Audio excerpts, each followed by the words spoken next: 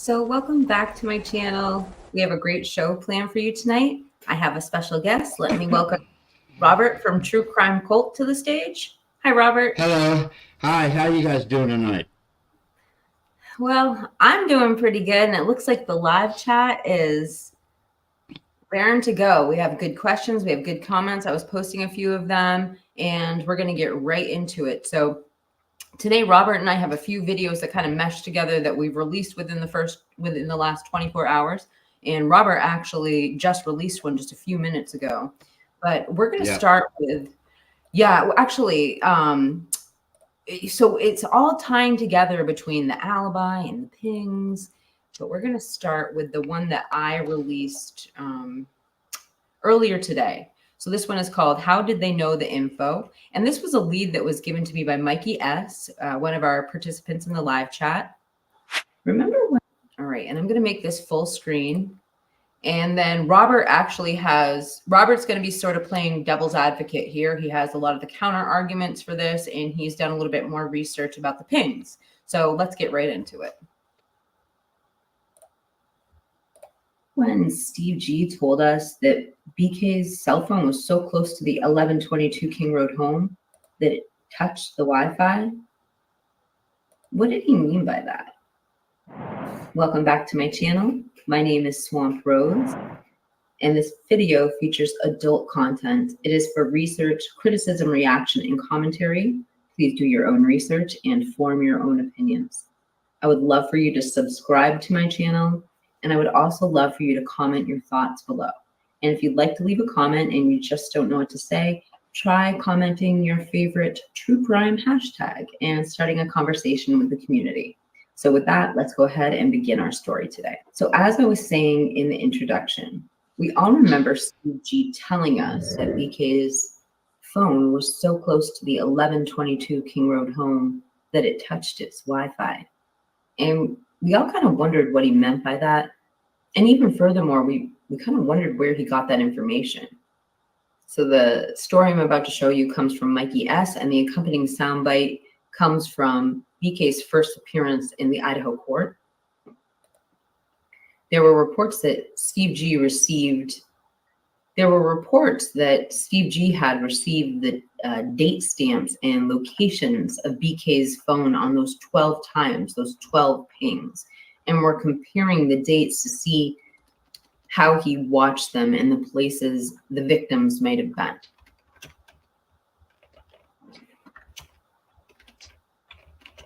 So in this soundbite, Dr. Phil is asking Brian Enton what it must be like for the families inside of those hearings. And Brian Enton's answer was extremely interesting. I'll let you hear it for yourself. Olivia, say it, Dr. Phil. They don't want people to judge that roommate right now, saying that no one was in her shoes and no one knows exactly how they would have reacted in that situation. Well, I couldn't agree more. And if they believe this is the right person, they have to envision this monster of a perpetrator being on top of their beautiful, innocent, sweet daughter with a horrific weapon in their hand, stabbing her to death, and then sitting 5 feet away from that person. How did they do that? How did they look at this individual?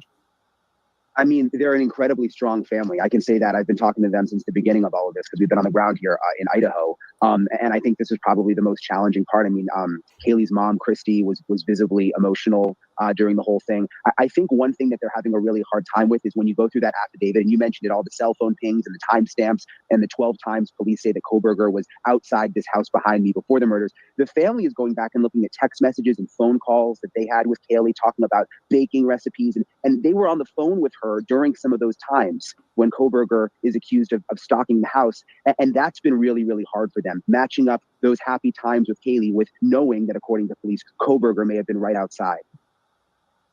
So I just wanted to let you hear it first before I started interjecting my thoughts in. So did you hear what I heard? Did you hear Brian Anton saying that they were looking at different dates and different times when BK was around the 1122 King Road home? I mean,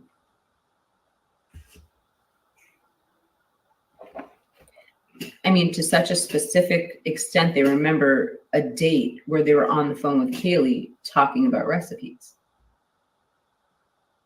How did they know that? And let me show this. So I went back and looked.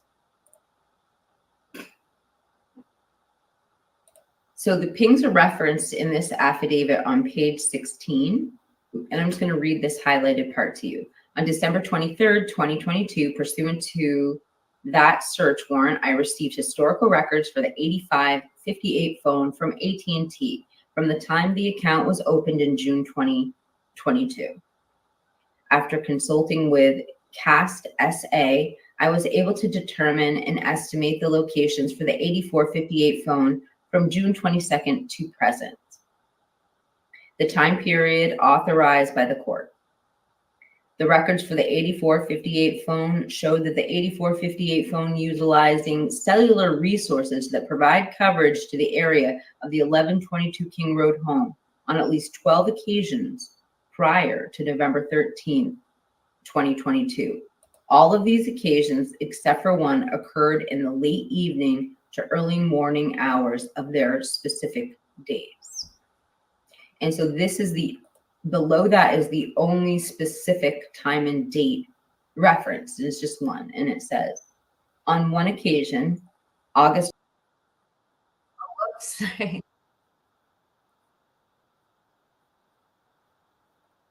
road residents from approximately 10:34 to 11:35 p.m.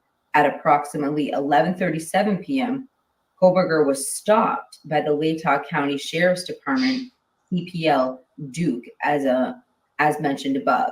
The 8458 phone was utilizing cellular resources consistent with the location of the traffic stop during this time, and that's for Farm Road and Pullman Highway. So I could be mistaken. If you know of another place where they reference the pings, let me know, please comment below. But this is the only one I know of. And it appears Brian Anton was talking about multiple pings. He said multiple days. Also, let me be very, very clear. I have a lot of respect for law enforcement. I'm not 100% sure what this means. I certainly have heard of the parents of victims often sometime being told details about the case the general public doesn't know. I don't know if there's necessarily anything wrong with that either. Maybe this information was obtained by the private investigator. What do you think? What's your opinion?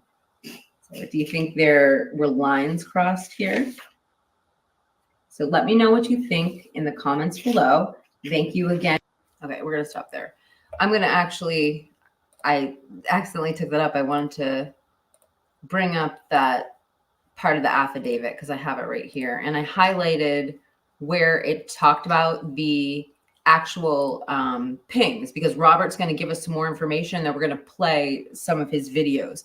But I'm just going to read this to you folks because I think it clarifies what we know as common knowledge about the pings. And if there's something else that was referenced, that's kind of what I was asking in the video, if somebody could comment it. But I'm going to read you, as far as I know, this is the extent of our knowledge about the pings. And somebody else said that we have one of our subscribers is on Drunk Turkey today. And I'm so sorry that I'm streaming at the same time as other people. I can't really control when I have availability. So I apologize to anyone who was watching this. So I just can't change the times. I only have certain times available. So anyway. All right, Robert, I'm going to read this to you and then we're going to get to your video. So Okay. on December 23rd, 2022, pursuant to that search warrant, I received historical records for the 8458 phone from AT&T from the time the account was opened in June 2022. After consulting the CAST SA, I was able to determine and estimate locations for 8458 phone from June 22nd till present time authorized by the court. So I think it kind of is obvious right there. It says that he did the CAST report, but I don't know. I guess in the latest hearing, maybe we heard it was a combination of him and the FBI. Somebody can clarify in the chat, maybe.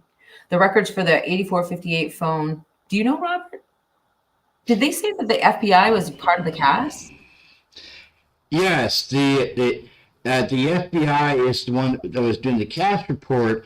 Now, the one that the state is using is a rough draft done by Brett Payne, which isn't as accurate as the actual cash report being done by the FBI.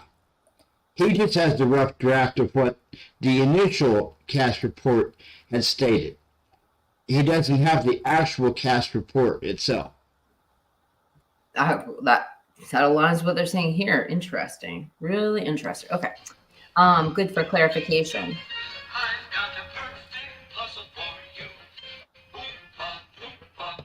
I love Charlie and the Chocolate Factory. Is that what that is, Robert? Was that Charlie and the Chocolate Factory? Right? Yeah, that's my wife calling in. All right. Anyway, sorry for the sorry, I get distracted by shiny objects, you guys.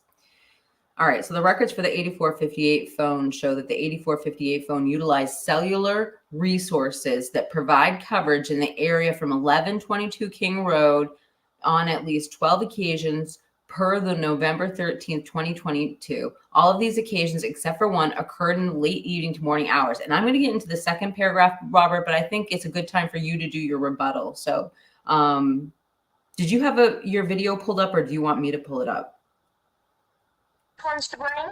You can pull it up. Okay. And then I'll have you. So first off, why don't you tell the folks what you told me about pings while I pull up your most recent short? Sorry, your wife called in. Sorry, do you need a minute? No, it's okay. Happy wife, happy life. That's what I mean. Yeah. Well, I have a friend of mine. He practices happy house, happy spouse. Okay, fair enough. There's two cell towers. One's in Moscow, and then one's in Pullman, and the one in Moscow covers a 27-mile area. So just because Brian's cell phone was pinging us supposedly 12 times around the house, it doesn't mean he was actually near the house. He could have been much further away from the house.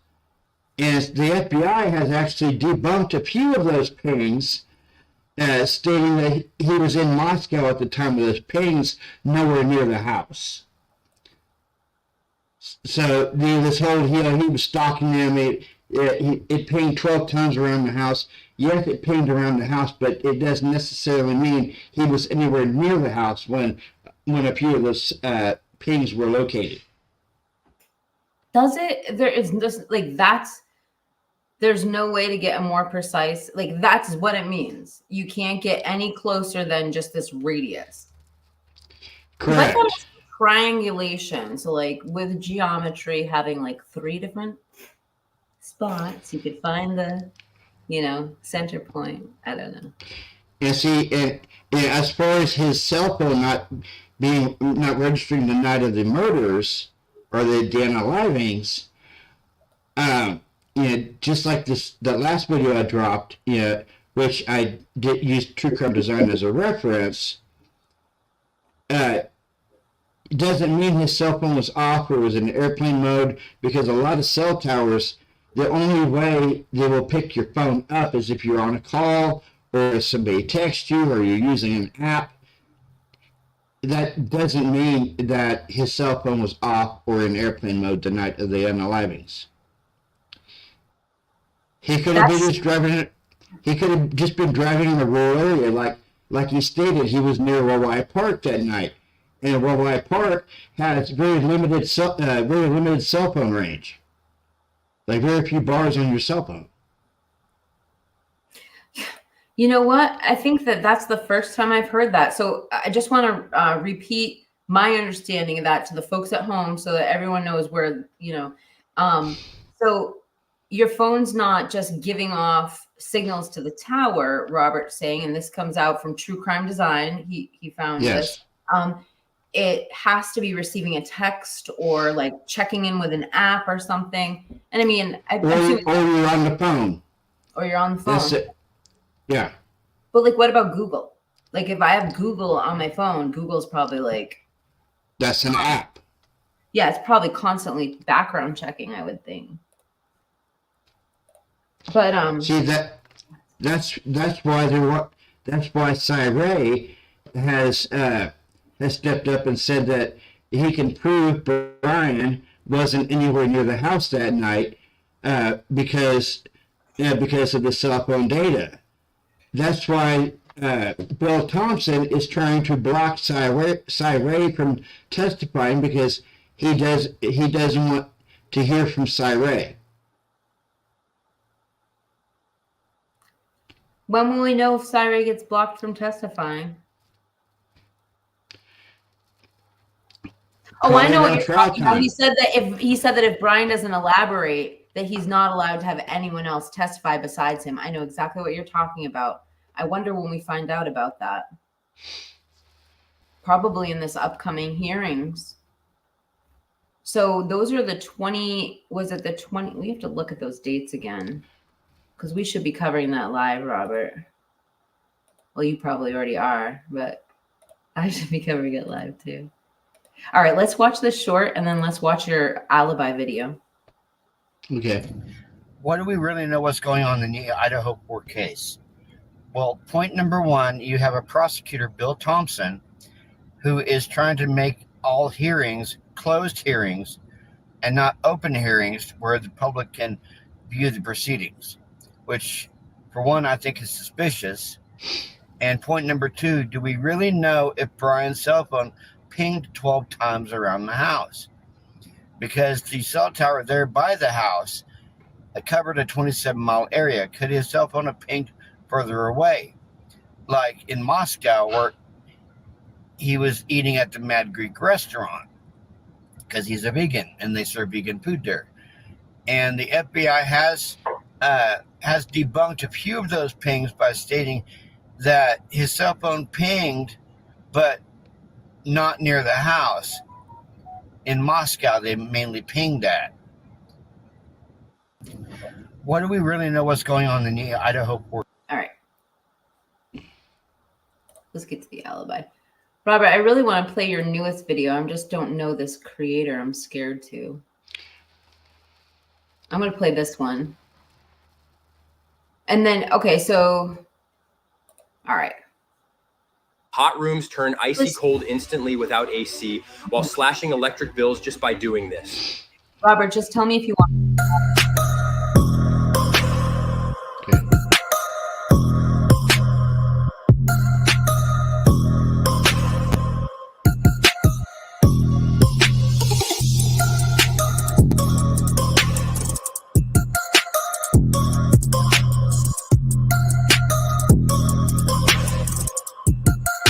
Okay. Really? Okay. When we think of hearings and trial dates, and we always think of open hearings and open trial dates and orders not sealing hearings and orders not sealing trial dates. And we've all watched throughout our many years on this spinning planet, evidence not being sealed or being hidden from the public. We've always seen evidence being displayed in hearings and in trials and everything else. Why is it different in the state of Idaho?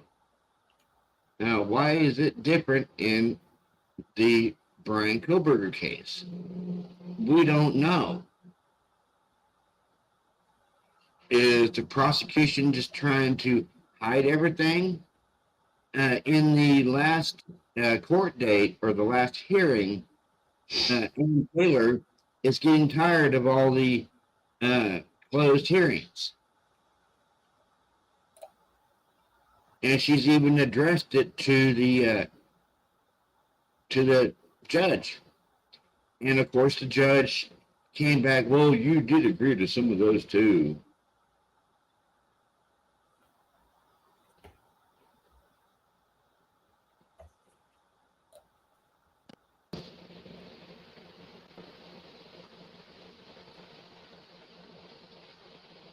What happened to my volume? I am through his attorneys of record and hereby objects to the state's motion to close the hearing to compel on May 14th, 2024. Well, we all know that that court date basically got canceled.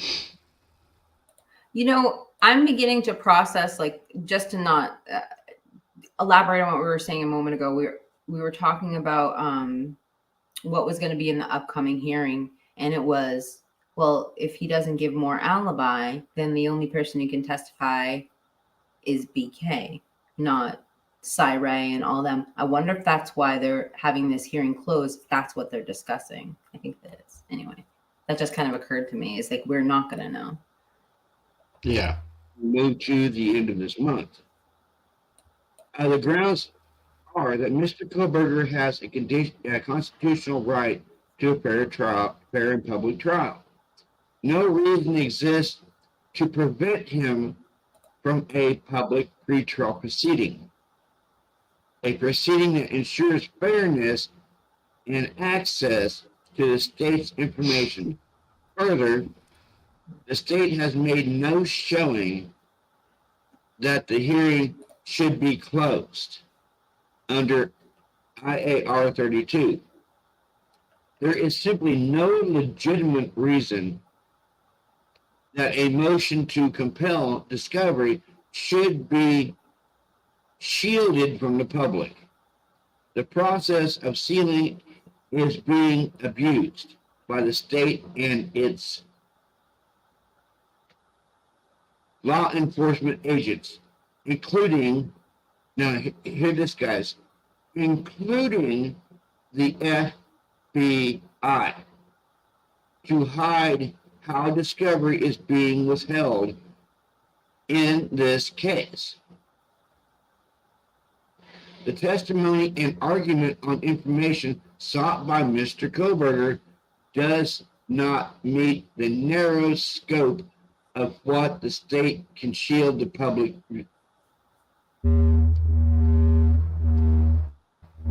The state can shield from public view.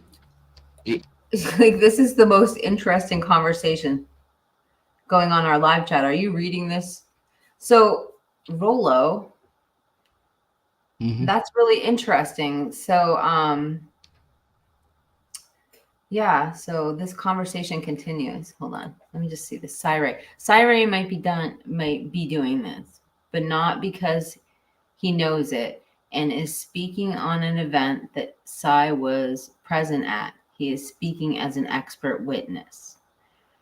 So Heather's kind of just giving, I guess, Heather's giving the legal argument, why he should be allowed to testify is not the same thing as, giving an alibi. He's giving a technical presentation of the evidence. So I think that's, it's hard to argue with that. All right. The Idaho Court Administrative Rule 32, not only is there no authority to protect the FBI and other law enforcement agents and the state in this matter, this request to deny Mr. Kohlberger an open hearing is a clear violation of his right to a public trial. See Weaver versus Massachusetts, 582 U.S. 286 2017, and Walter versus Georgia, 467 U.S. 39 1984. Sealing of motion to suppress to protect privacy of witnesses was error requiring remand for review. And guys, Ann Taylor is not playing around anymore. She is really not playing around anymore. All right, guys, check this out. I was driving home from work a few months ago when I noticed one of my tires was dangerously low. Then I went out of my way to the nearest gas station. And guess what was written on the pump? Out of order. See, this is why I secretly hated to pump my tires. I mean, besides the fact I needed to pay for something as basic as air, It was always so much of a hassle. On this particular day, I saw an old guy effortlessly inflating his tires with a small but powerful device called Airmoto. I approached him and asked for some help. And after seeing how easy it was to inflate my tires with that gizmo, I bought one the same day when I got home. Since then, I never paid for air again because now I can easily... There we go. Sorry. I was like frozen out of my computer, you guys. Sorry.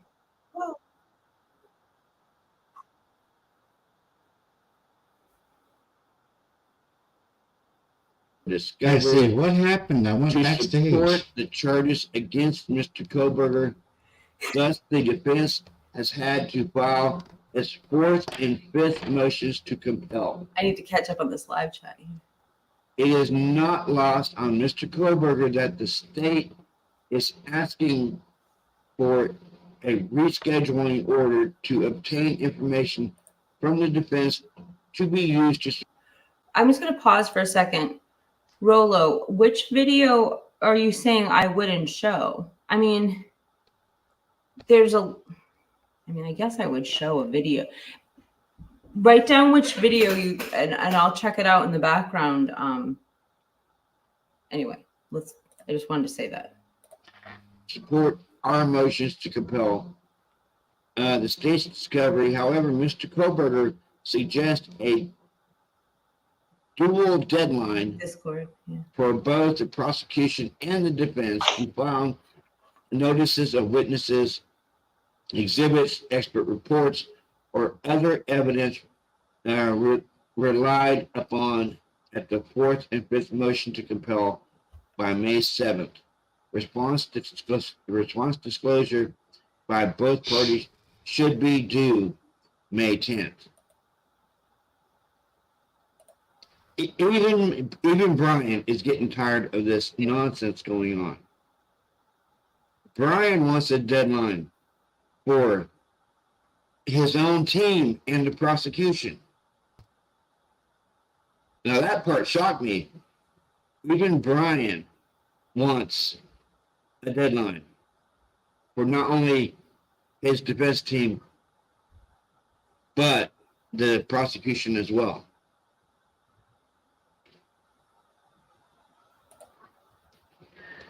What is going on in this case? I don't know, Robert. It's really, this is a very odd case. And I know I keep saying it, but it is an odd case.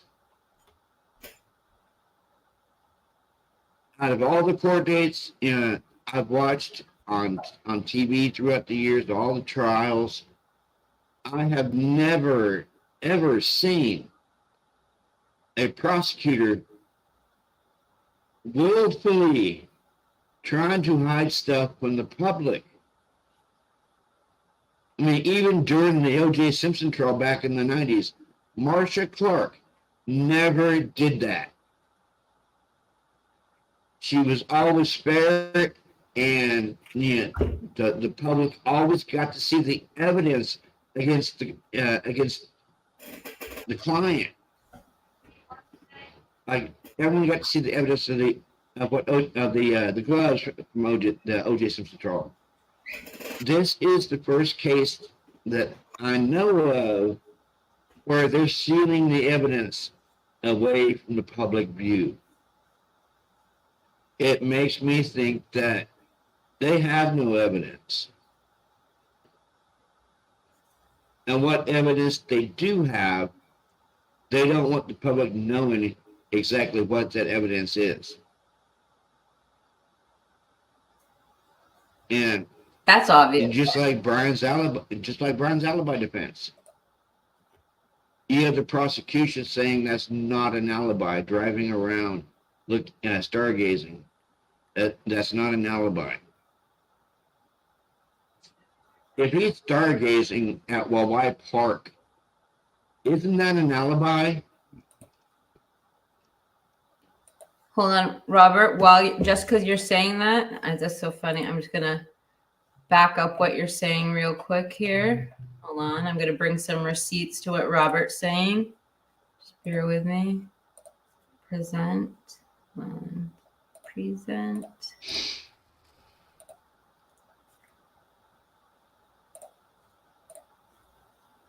So Robert's saying, how can you say that stargazing isn't an alibi? I mean, look, lots of people stargaze at night in Moscow, Idaho. This was taken, what was it? I think it was May. Well, it was during the Northern Lights, like May 13th, right there on a cloudy night in Moscow, Idaho. So lots of people stargaze in that area. I'm being facetious, obviously, because I think that is the most insensitive tweet that just came out. Anyway, let's get back to Robert's video. Sorry, guys, I'm a little frisky tonight.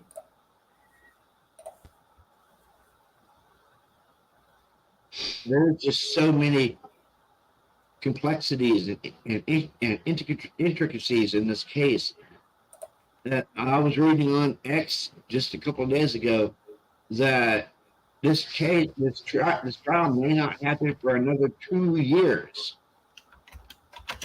So Brian would be sitting in jail almost 4 years before this thing goes to trial, or a little over 3.5 years before this thing goes to trial.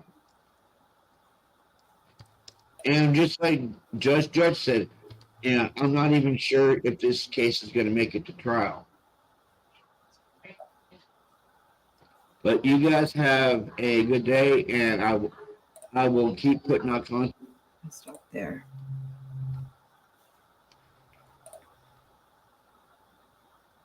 I was just looking. So I will play it, Rolo. I don't mind so much of the other adult content. It's more like if we name people's names or not. That's the only thing I would hesitate against. But yeah, I think that I don't know. I think you just bring up so many good points in that video that was really, really well done. So we shared it in Discord earlier. Did you want to share any other thoughts on that right now, Robert? Bill Thompson keeps saying, oh, this is only a half alibi, or it's not the full alibi. An alibi is an alibi. And if it can be backed up by an expert witness stating that he was nowhere near the house that night, and even in that video, Secret of Justice, which I was playing, which was True Crime Design, it states there was a DUI accident right next to his apartment that night. From 1:30 in the morning to 5:30 in the morning, they had the entire area cordoned off with police, with rescue, and they even had police was even doing patrols around that area, locking the entire area around his apartment down. So how could he mysteriously sneak out and sneak away from roving police patrols to go commit a quadruple homicide? I can't answer that question. It's such a, I mean, if I were a defense attorney, Robert, I think that you probably would have given a huge argument right there. Returning to your house after all of that, would you be scared to return to your house? You with all that DNA on you. Yeah. I don't know what it all means, but yeah, you're right. This adds something else to the whole.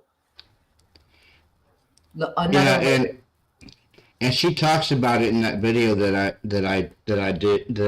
I referenced. The night that there was a sorority sister of Kappa Delta, she was driving drunk.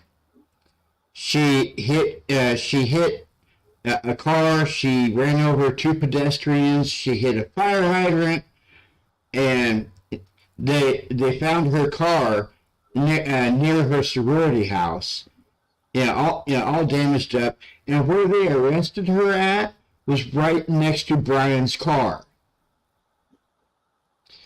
And Brian's car is actually in that shot of where they arrested her at.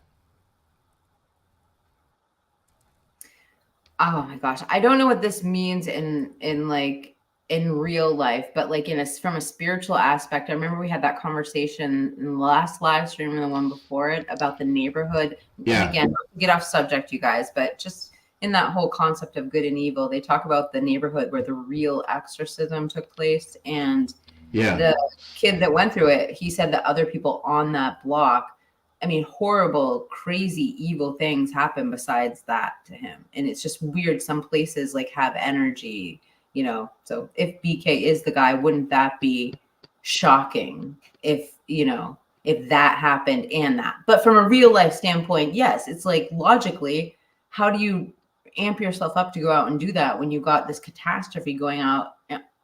You know, wouldn't that make you pause and stop if you really were the guy? So you've got a really good point there, Robert. Yep. Mikey S says, I've never expected a trial to even happen with the shit show that was, sorry, I'm swearing, everyone, shit show that was watching live, even before an arrest. Now it's a shit pile turned shit mount. I'm going to stop saying this. Anyway, case is a case against an investigation, if anything. Not trying to be crude. I gave up swearing, and I was supposed to start saying unaliving again, which I'm going to start right now doing. Okay, Heather Fitzgerald. When history has an attorney hired to represent the family of a deceased victim, ever been included in a gag order? Basically never. Wait, that's interesting. So when in history has an attorney hired by a representative of the family, are we talking about, who is she talking about? Are you talking about Kopaka, Heather? I don't know. I don't know. Pre-watch it. Okay, towards the end.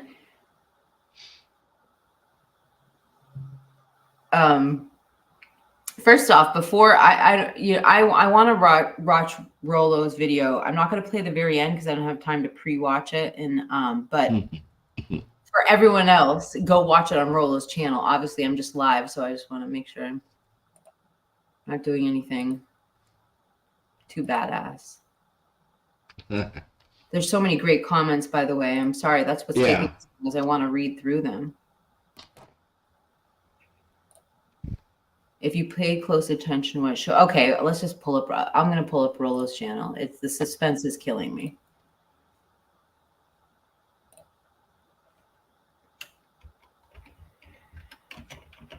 Oh, I should ask you one other thing, Rolo. I'm going to thumb through it really quickly so I know. I don't want to play any reused content, darling. So I hope it's all original. He said, hold on. I think he said the second one. Do you remember which one he said? The second? Okay, here it goes, Ro. The second video on my channel. Okay. Yo, what up, everybody? First of all, it's all alleged speculation, my personal opinion, my theory, my findings. This is all for entertainment, and everybody mentioned here is all innocent to proven guilty in a court of law. So, my bad, everyone. I've been a little under the weather and kind of busy. Been finding out a lot of things, so try to put them in order. But here's a little something for you. All right. There's a hole with Xana and Ethan. It says that they left the frat party at 9 p.m. but didn't get back to the house until almost 2 a.m. Yeah. Do we know where they were during that hole? So I'm not sure that it says that they left the location. I believe it says that they were seen there. I think that's what it says. But we do want to figure out what occurred between the 9 and the 1:45, figure out who they were with, what was going on, maybe any routes or paths that they took to end up going home, those types of things. Potentially, that is critical to the investigation. We don't know. I'm not trying to stop your video right as you start, but so, okay, this has been getting to me a lot lately. And in fact, I have a ton of notes on it because I'm going to get to a video about it and you guys can help me. What the heck is going on? Because I thought we were all in agreement that Xana and Ethan were back at the house and they were having pizza at midnight, and Xana's father confirmed that. Although I did see Christy comment in the live chat a while back that you think possibly the parents were mixing that up with another night. But I just don't understand why we keep seeing reports, even back early on, that they were out till 1:45. And then also I've been going over the PCA a lot, and Rolo was just showing part of the PCA. The PCA says that they were there until 1:45. So what do you, Robert, what say you? For one thing, why is Dylan the only one that doesn't have a timeline that night? Good question. I have no idea. I have no idea. You always ask that question. I never have a good answer for you. What do you think? Because you have Steve, yeah, you have Maddie and Kaylee, who was at the corner club, and then they went to the grub truck. You had Bethany over at Sigma Chi with Xana and Ethan, and then Xana and Ethan left. But Dylan didn't have a timeline that night. All it said she was out on the town. They didn't say where she was out on the town at.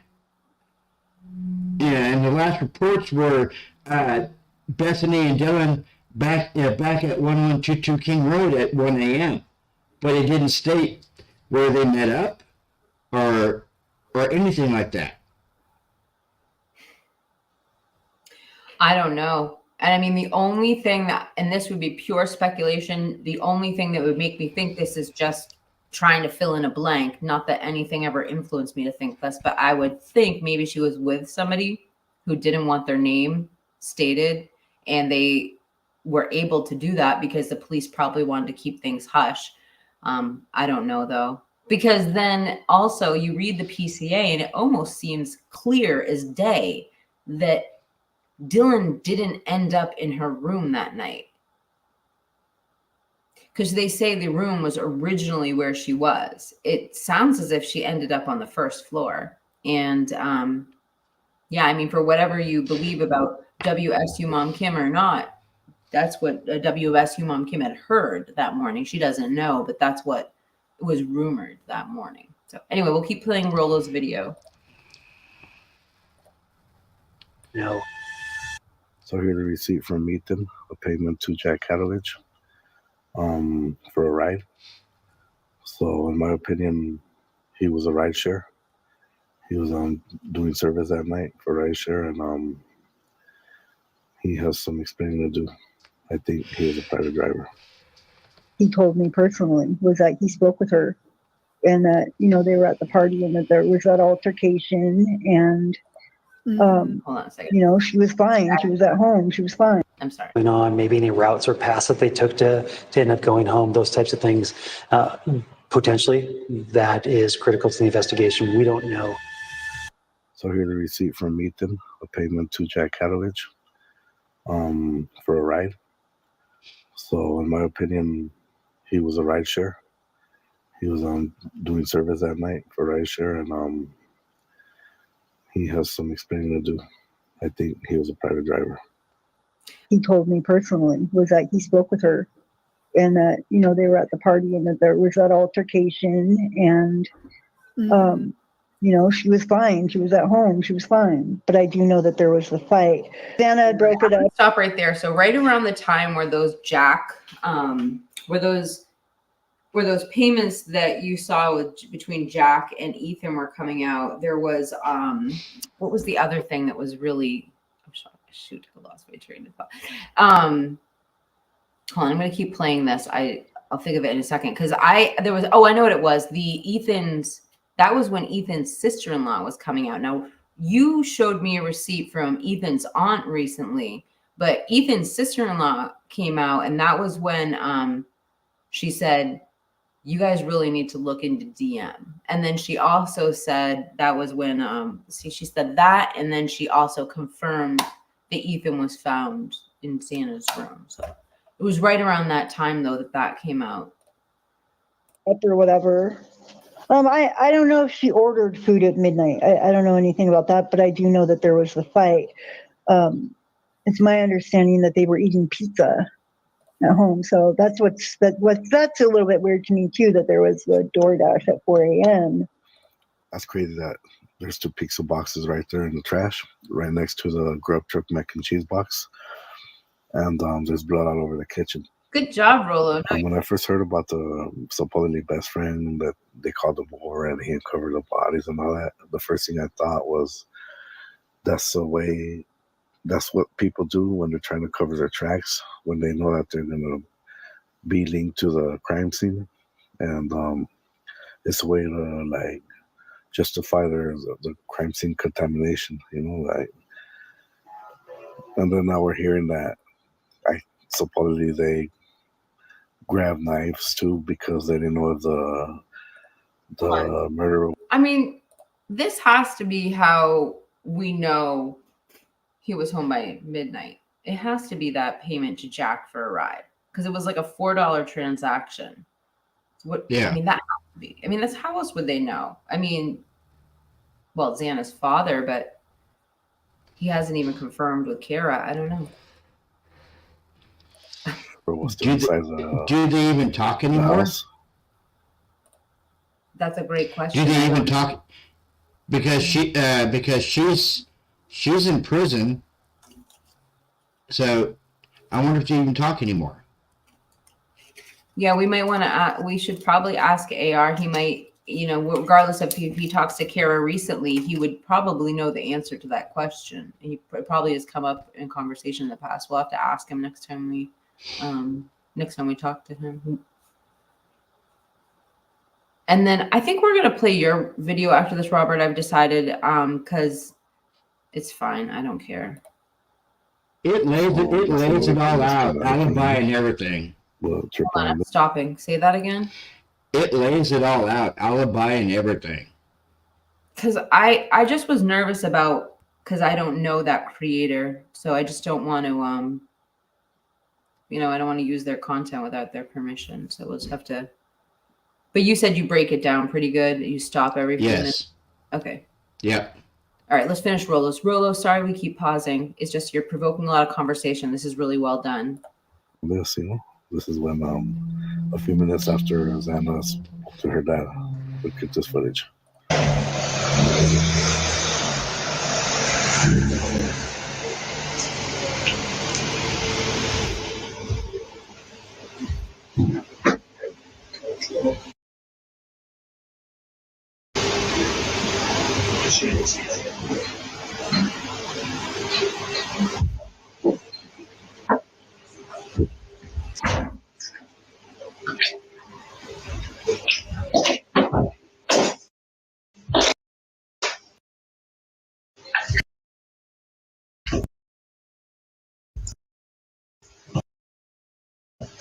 No, I'm not.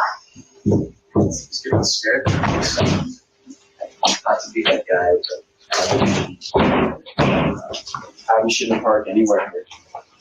It's only the park at the bottom part. I think this is a winner for the identity of this suspect, in my opinion.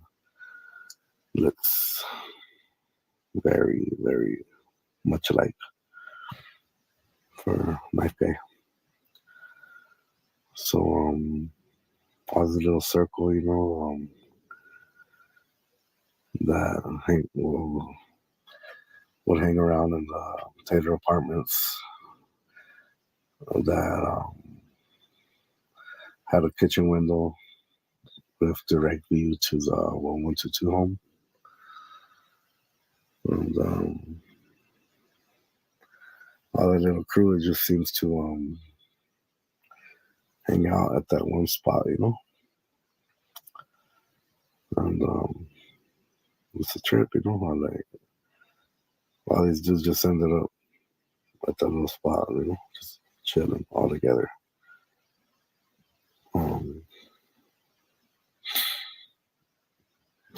It's a trip. I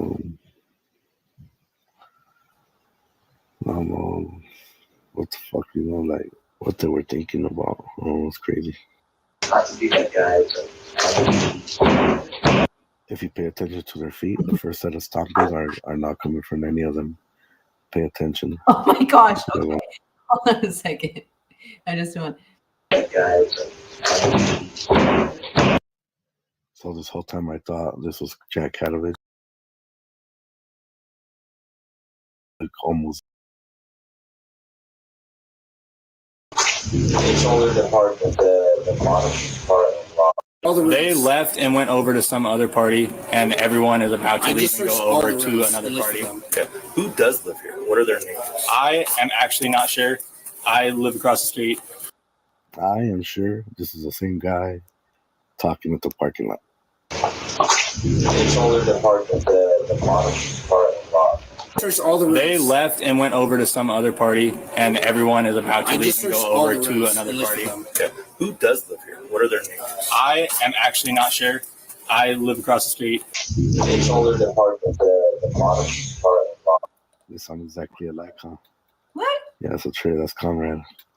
And he's the same guy that runs to the Jeep at 422. Trip out.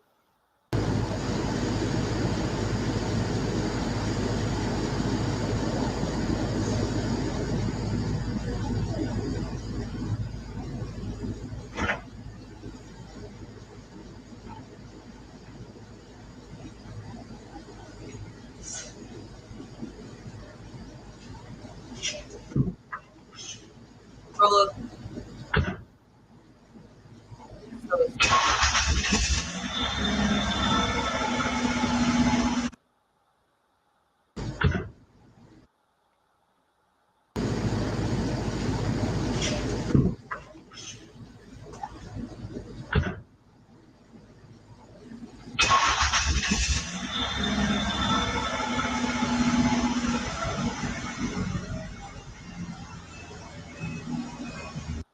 What do you guys think about this? I know. The little side by side on the bus right here. You guys think it's the same guy too? I don't know. You guys tell me. I know, but I can't.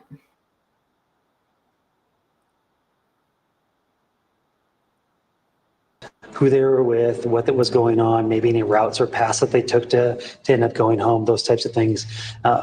Potentially, that is critical to the investigation. Yes, potentially it is, and it's also critical time that hasn't been explained.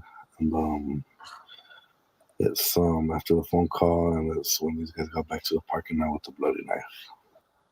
I just had a question about the other two roommates who were there on the first floor, and I just wonder, wasn't something heard, or the surviving roommates that were there, they had to have heard something, they had to have the dog something. The parents of Kaylee Gonzalez, and they have actually referred to that, and Brian's going to play that interview in a moment. But Bethany Funk and Dylan Mortensen on that first floor may not have been able to hear anything. Surviving roommates, and they were downstairs, just to clarify that for you, sir. Okay, downstairs, right on a. I'm going to pause for a second. I don't know how old these. Oh, those are like 10 minutes old. So I thought you guys were warning me about a clip. I guess I'm far behind. I know at the very end, Rolo, you said you get kind of emotional. So I think that was a warning to me. And that's when we'll cut into Robert's video. A different floor from where it appears where the murders took place. So there were other roommates who lived at that residence. Were the roommates home at the time of the attack? This interaction. There was other people home at that time, but no llores, vato. Don't cry. We are not just focusing just on them. We're focusing on everybody that may be coming and going from that residence. So since they were home, was it a hostage situation? No, it was not. The fuck is he talking about? Just to follow up on what she asked. So the other two roommates were there at the time of the attack? Thanks, Wayne. All the information that we have from our investigation is that, yes, they were. Okay, but they were unhurt. That is correct. So is there any explanation as to why it took so long then for someone to call 911? You have surviving witnesses to an incident at 3 or 4 in the morning, and the 911 call didn't come until noon? I don't think I ever said that they were witnesses. I said they were there. Message! I know you said when the call came in, it was for an unconscious person, and also that was a stabbing. It seems, just from an outside perspective looking in, like that would be not the first thing a person calling in would think. You're right. That's part of the information that we're trying to build our complete story with. Message. Yeah, all right. You heard? The show. Not trip on this little interaction. If you watch some of my other videos, you can see the whole thing. Trip out on the put her to sleep sign. Most people don't catch on to it because they don't know what's up. The carbonara. Okay. I feel bad. But if I have like a free grub truck on my like app. Oh, yep. So what you want to do is we'll actually do I'm about this. to make you show. I'm going to show you your work in the gym. You're still light. Cool. Thank you. Absolutely. How many more do you need? That's the second one? Awesome. Dawn's mom. Oh, wait. Yeah, one more. One. It was big enough. Oh, wait. Yeah, one more. Oh, wait. Yeah, one more.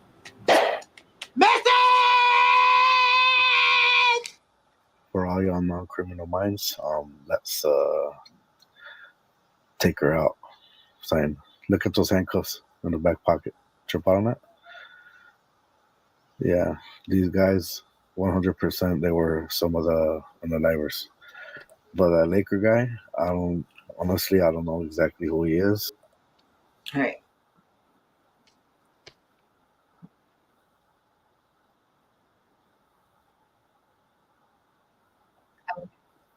Hold on. That's very eye-opening.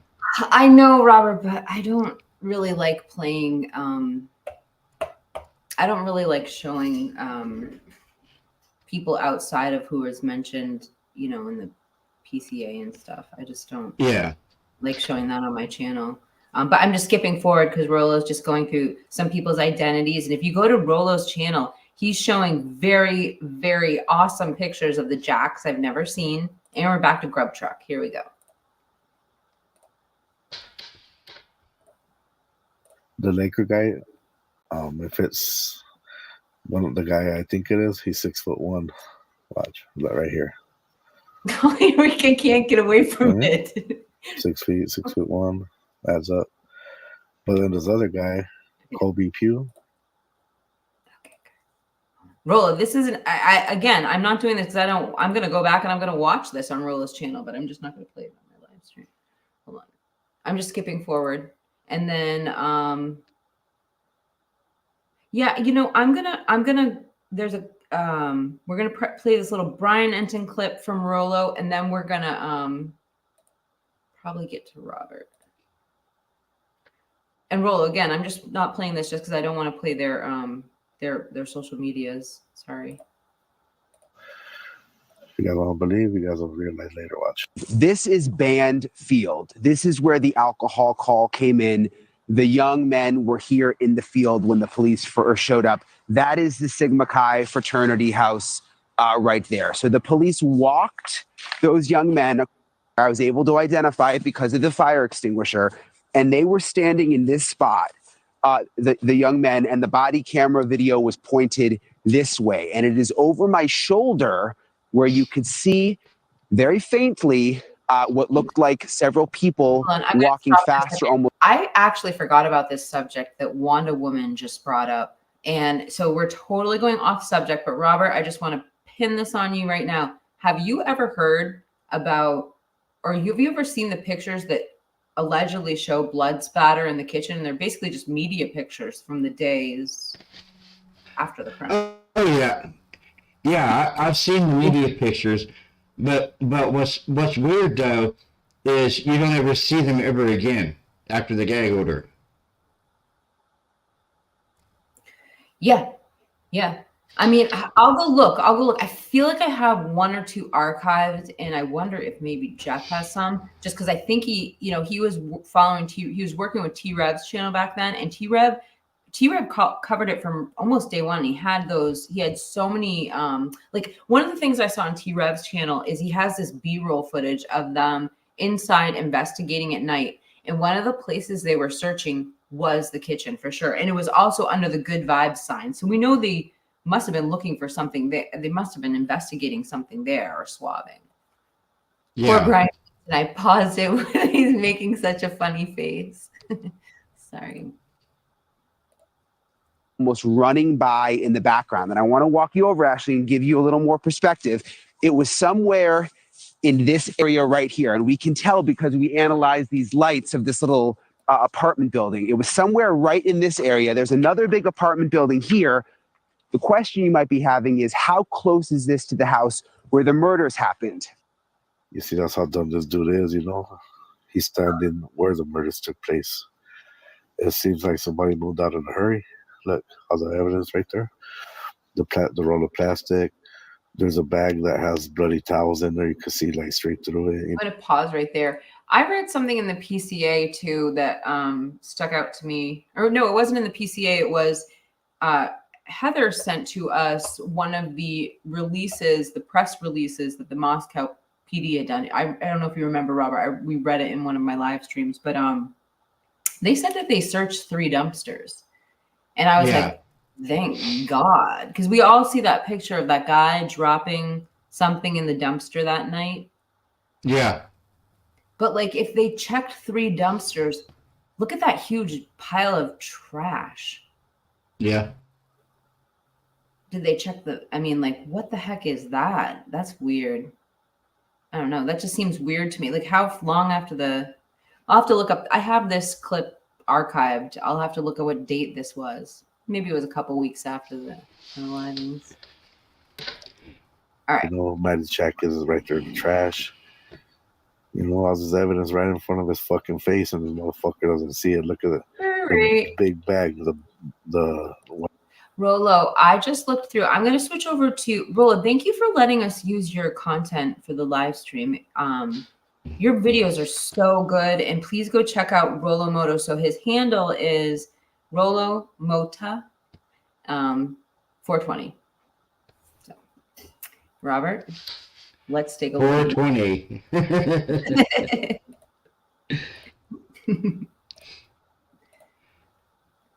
All right, so let me share my screen here, and we're going to Robert's video. He's been, Robert, you want to set this up while I'm pulling up your channel? You want to tell people what this video is about, please? Okay, it's basically about the alibi, and it's a combination of the alibi and the cell phone pings.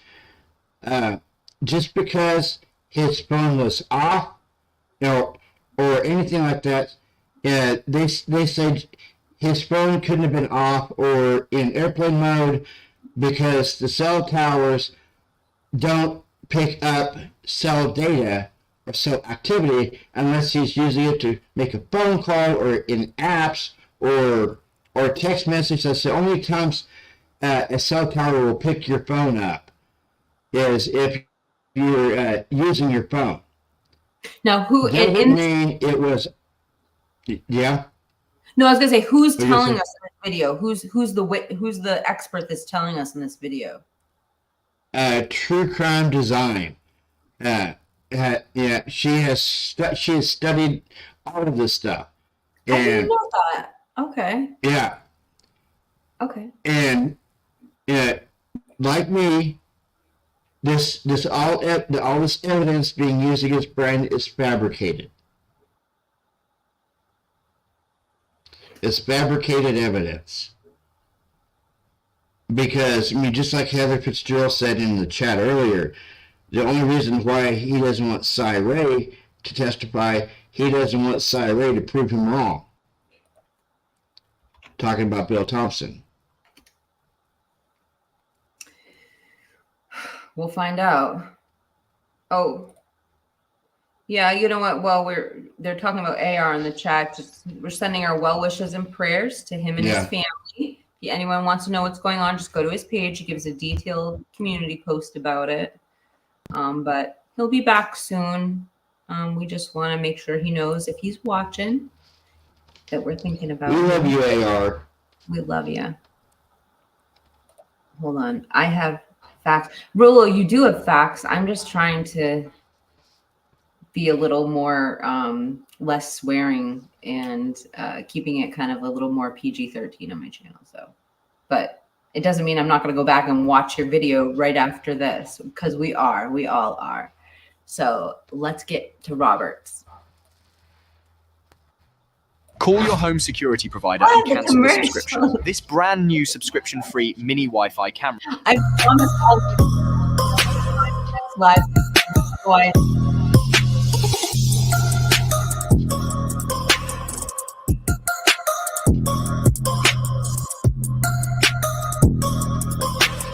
just to explain the commercials, you guys, for those who don't know, I wasn't on YouTube for like a month, so I canceled my premium membership, and then I keep freaking forgetting to. Hey guys, what do we really know about an alibi?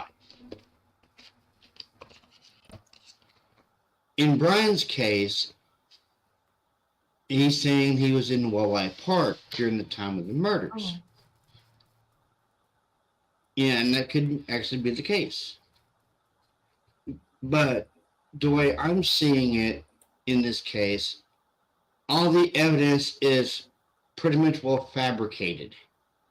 Yeah, it's fabricated evidence from the IGG all the way down to the knife sheath. It's all fabricated. And just because his cell phone didn't pick up on the network that night doesn't mean that it was in airplane mode or he shut it off. It doesn't even mean he was anywhere near the house. Yeah, just because it didn't pick up doesn't mean there's anything nefarious in it not picking up on the cell towers. He could have very much well, not been using any apps in his phone for cellular activity, or no text or no phone calls. No, there doesn't. It's just so funny. I just want to bring this up because every time I see it, I just want anyone to drop any information they have on it. But we have Tarot Steelhawk say the ISRBG pics were of each bedroom crime scene. This always blows my mind because I heard that the ISRBG is like a macabre kind of satire discussion forum, and they have been around for so long that they're back like at the Madeleine McCann whatever crime investigation. They had their own chat group there, but the ISRGB, which would have been specifically for Idaho, was deleted after like the first month. Anyway, so I'm just giving out my knowledge on ISRBG, but if anyone has any other knowledge they want to add to it, I'm always trying to learn more because I didn't learn about the ISRGB until after it was deleted. So sorry to interrupt your video, Robert. It doesn't need to be anything nefarious about his cell phone not being picked up on the towers that night. The retroactively manufactured evidence against Brian Kohberger can be summed up in about 4 categories: Dylan's description, CCTV footage that apparently shows his vehicle in the vicinity, touch DNA, and cell phone GPS data, the latter of which we'll be covering today. Kohberger and his attorneys submitted additional information and corroboration for his alibi on the night of November 13th, 2022. It reads as follows. Mr. Kohberger moved to Pullman, Washington in June of 22. As an avid runner and hiker, he explored many areas of the Palouse. Of note, he explored Walleye Park in July of 22, and this became a favorite location. After the school year began, Mr. Kohberger was... You guys, who is True Crime Design have another YouTube channel? Because her voice sounds so familiar. I actually have a couple guesses, but I don't want to guess wrong. But if you know, if you could comment in the comment that in the live chat as well, please. Was busy with classes and work at WSU, and his running and hiking decreased, but Kohberger's phone shows him in the countryside late at night and or in the early morning on several occasions. The phone data includes numerous photographs taken on several different late evenings and early mornings, including in November depicting the night sky. Mr. Kohberger was out driving in the early morning hours of November 13, 22, as he often did to hike and run and or see the moon and stars. He drove throughout the area south of Pullman, Washington, west of Moscow, Idaho, including Walleye Park.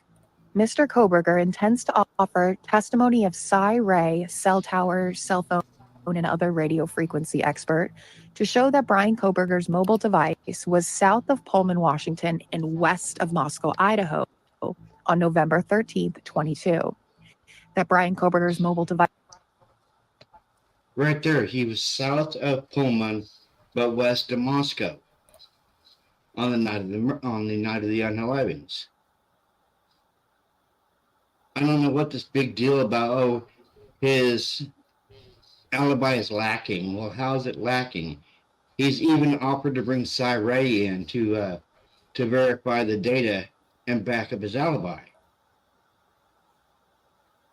Device did not travel east on the Moscow-Pullman highway in the early morning hours of November 13, and thus could not be the vehicle captured on video along the Moscow-Pullman highway near Floyd's cannabis shop. Why are doctors using this weird lamp to eliminate mold from their clinics? And in 15 minutes, you know what's happening? I think it's funny what is marketing.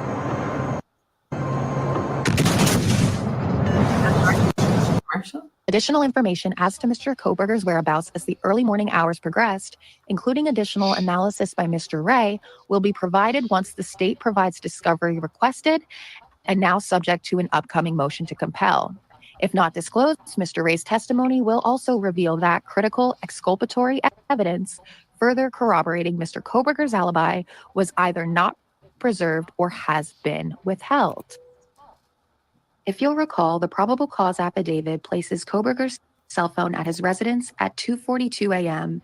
and at 2:47 a.m. driving through Pullman, Washington.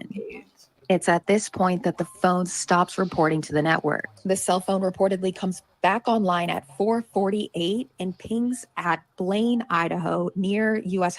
Highway 95. A couple minutes later near Genesee, then Uniontown, and then finally arriving back at Pullman between 5:25 and 5:27 a.m. As such, we have a lack of information as to the whereabouts of the Koberger cell phone from 2:47 to 4:48 a.m. We'll call these the dark hours. Just to contextualize this time frame from what's going on at campus, Koberger's phone stops reporting at 2:47. Kaylee and Maddie make their last call to Jack at 2:52, and 1 minute later, the body cam footage for the underage drinking encounter clicks on.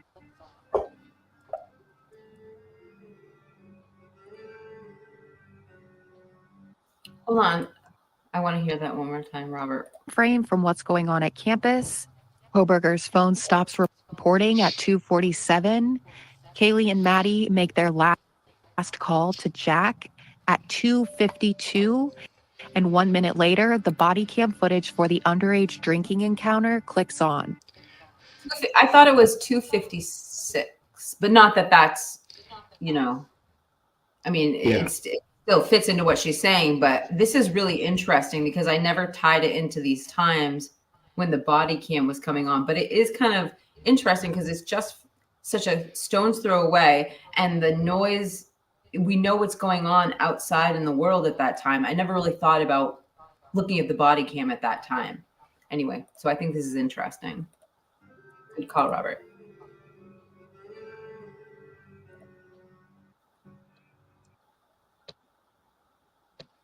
All that activity around that house at that time, but yet, guys, none of that matters. The only thing that matters is suspect vehicle 1 coming into the scene at 3:29. It's the only thing that matters to them. That's which true. I think is totally bogus. You had all that activity going on a few hundred feet from the house at roughly what'd she say, at 2:53, but yet none of that matters. The only thing that matters is the suspect vehicle 1, which I don't understand. That's a really good point, Robert.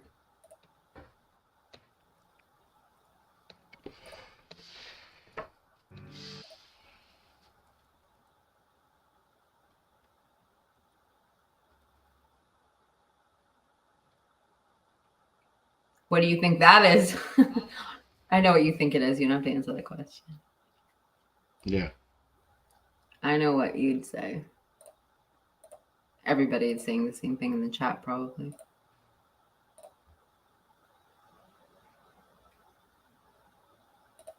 Hmm.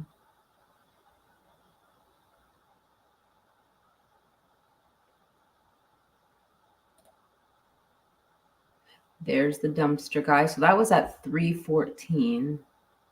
Yep. 3:16.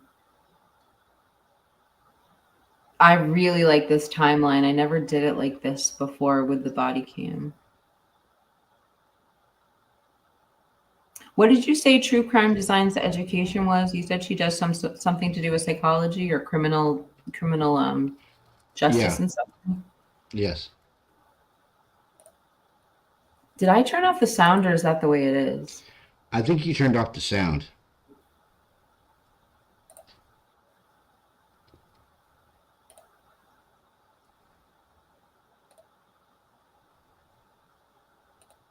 How to escape the heat if you don't have an air conditioner? This only takes 5 minutes.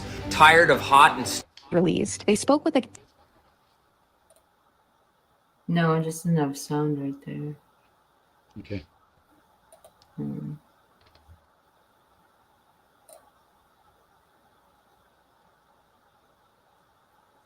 I want to keep pausing this. Hold on. So, all right, we got to the 3:14 already. Let's pause here. Okay. That black truck is Quinn Kelly's. Allegedly.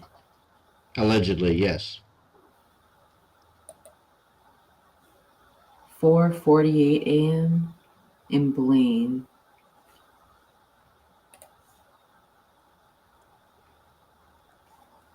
I'm fixing to make a timeline kind of like this. I love the way she did that.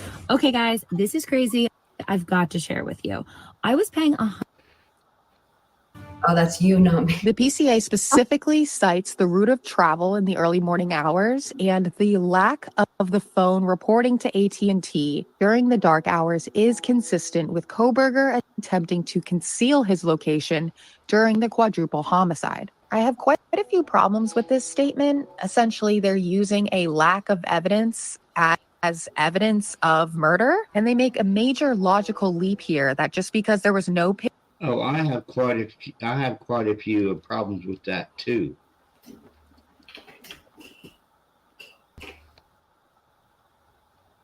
Yeah, I don't think he did it. Well, like it says here, in the lack of the 8458 phone reporting to AT&T between 2:47 and 4:48 is consistent with Kohberger attempting to conceal his location during the quadruple homicide. No, it's not. I mean, what person is on their phone at between 2:47 and 4:48? I don't know of any person getting a phone call that early in the morning or a text that early in the morning. And the only way it would show up on the cell tower is if you're making a call or texting or on an app. You know, there's a lot of different scenarios on why his phone didn't get picked up by the cell tower. pinging of his phone, that means that Kohberger is attempting to conceal his location, despite the fact that his cell records never show him traveling to Moscow on that night, and they twisted that to make it inculpatory. There is no evidence that Kohberger put his phone in airplane mode or that he turned it off.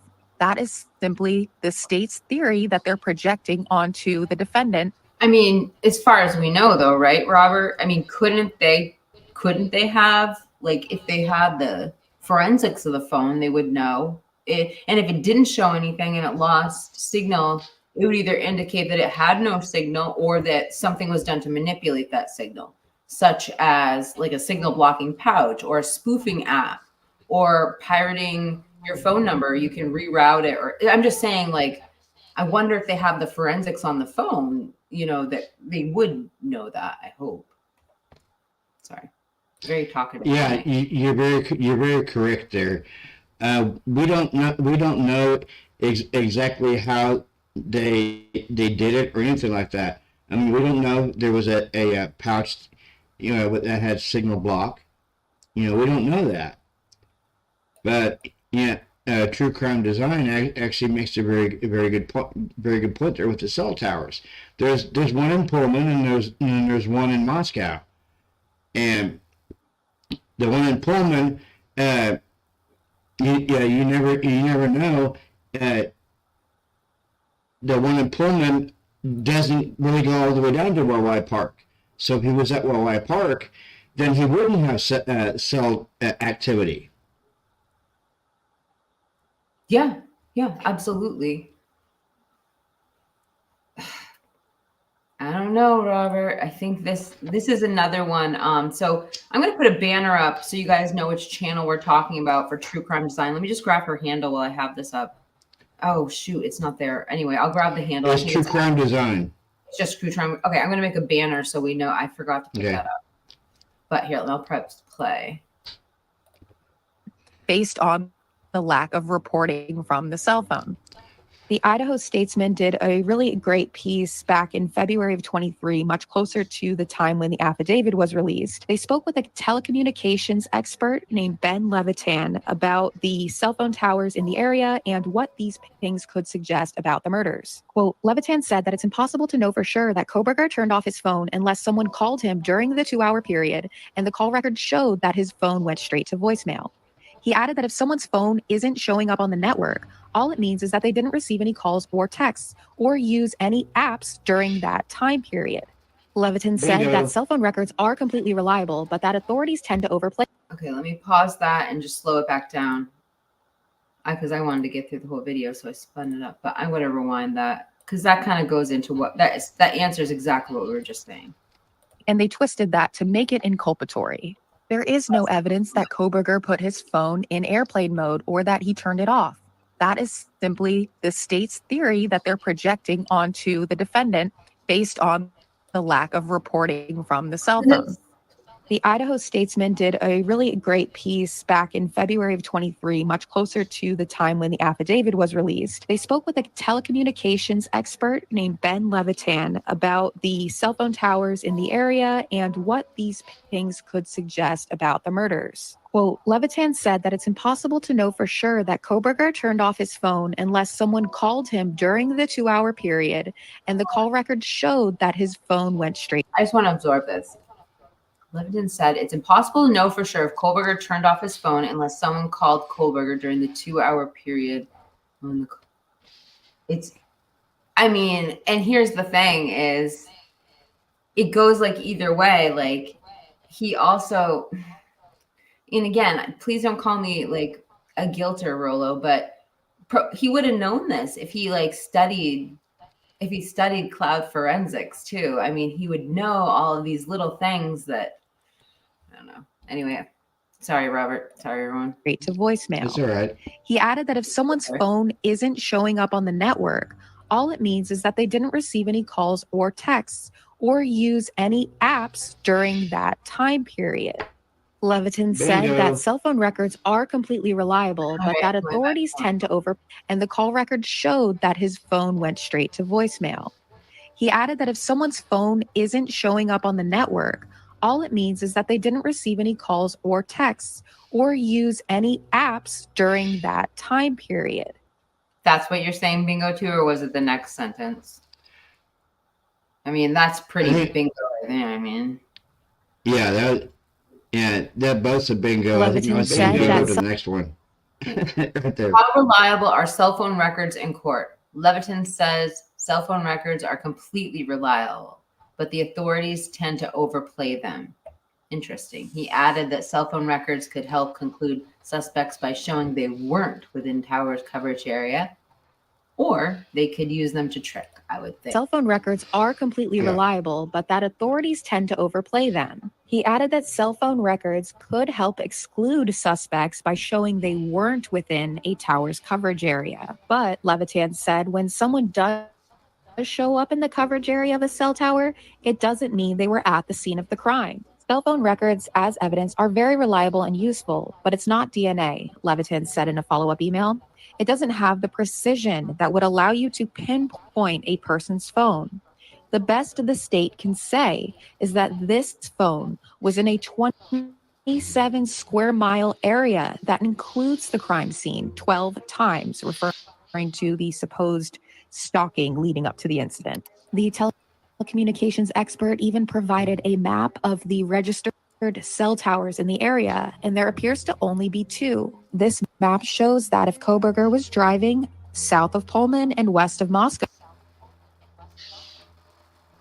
he very well could have been picked up by the cell tower that also services the King Road home.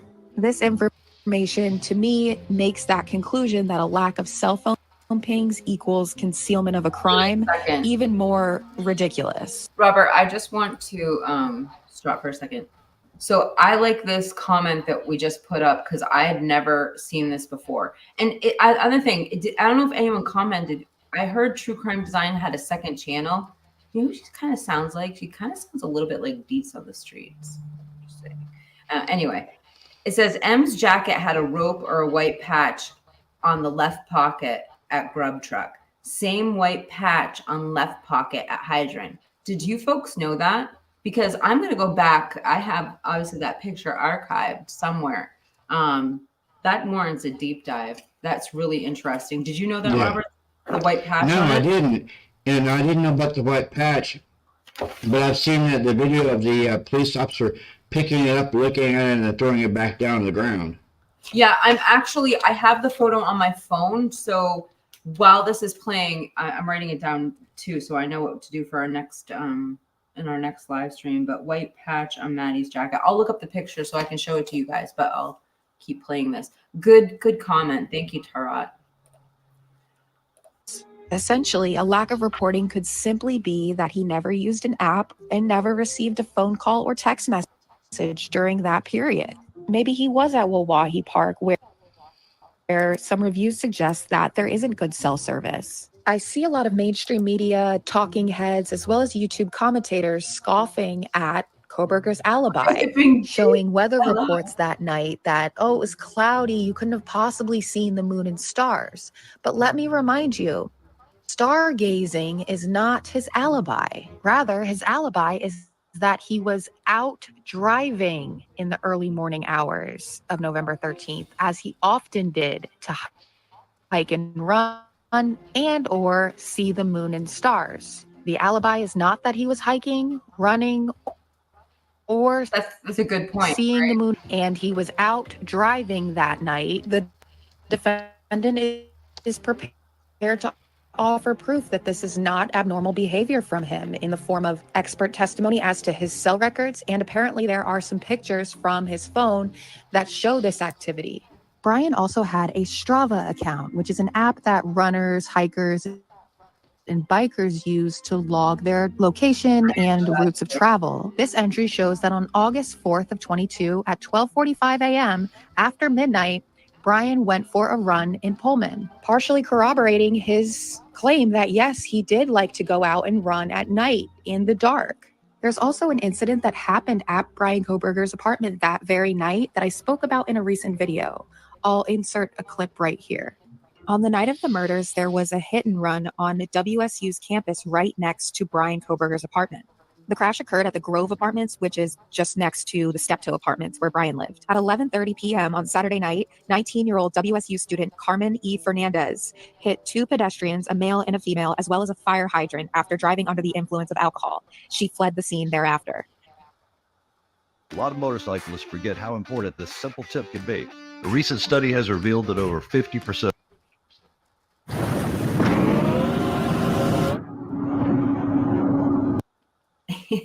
You get the video. The author of While Idaho Slept described this as a much more involved scene than I had previously thought. It definitely changes my perspective of what was going on by the apartments on the very night in question. Quote, At approximately 11:40 p.m., a 19-year-old Kappa Delta sorority member with a high blood alcohol level with her sister and her sister's friend in the car lost control and drove into a fire hydrant, a street light, and 2 pedestrians, both of them badly injured. The girl then drove away from the bloody scene. Tenants at the complex where the accident occurred could hear the screams. The victims, reportedly students at WSU, lay scattered like broken tree limbs. Okay, you guys, just so you know, I do have I'm sending myself the pictures of Maddie's jacket right now so that we can examine those afterwards. So we got those pulled. Okay. It was horrifying, a 26-year-old witness told reporters. The Washington State University police arrived soon after, along with deputies from the Whitman County Sheriff's Office. The hydrant collision had caused a water line to rupture and that it had to be dealt with as well. The 2 victims were taken to Pullman Regional Hospital in serious condition. Police began an all-hands-on-deck manhunt for the driver. According to Brian Koberger's cell phone records, he was in his apartment when the crash occurred, the flashing police lights soon lassoing across the exterior walls of nearby buildings. There had been a large police presence while he was at home. The crime scene had to be managed and streets cordoned off, and several squad cars patrolled the area looking for the perpetrator of the hit and run. Paramedics and the fire department had also arrived. This was a big scene. The scene was active until shortly after 5:30 a.m. Did you hear that? Did you hear that, guys? 5:30 a.m. So how was he to leave the area without being seen by police and rescue? And that don't make no sense. You had patrols going on that night, and it was like that until 5:30 in the morning.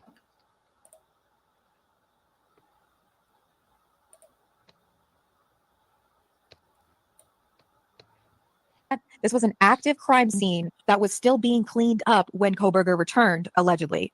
The police were there the whole time, said Jose Mercado, a student who could see both Koberger's building and the accident scene from his apartment.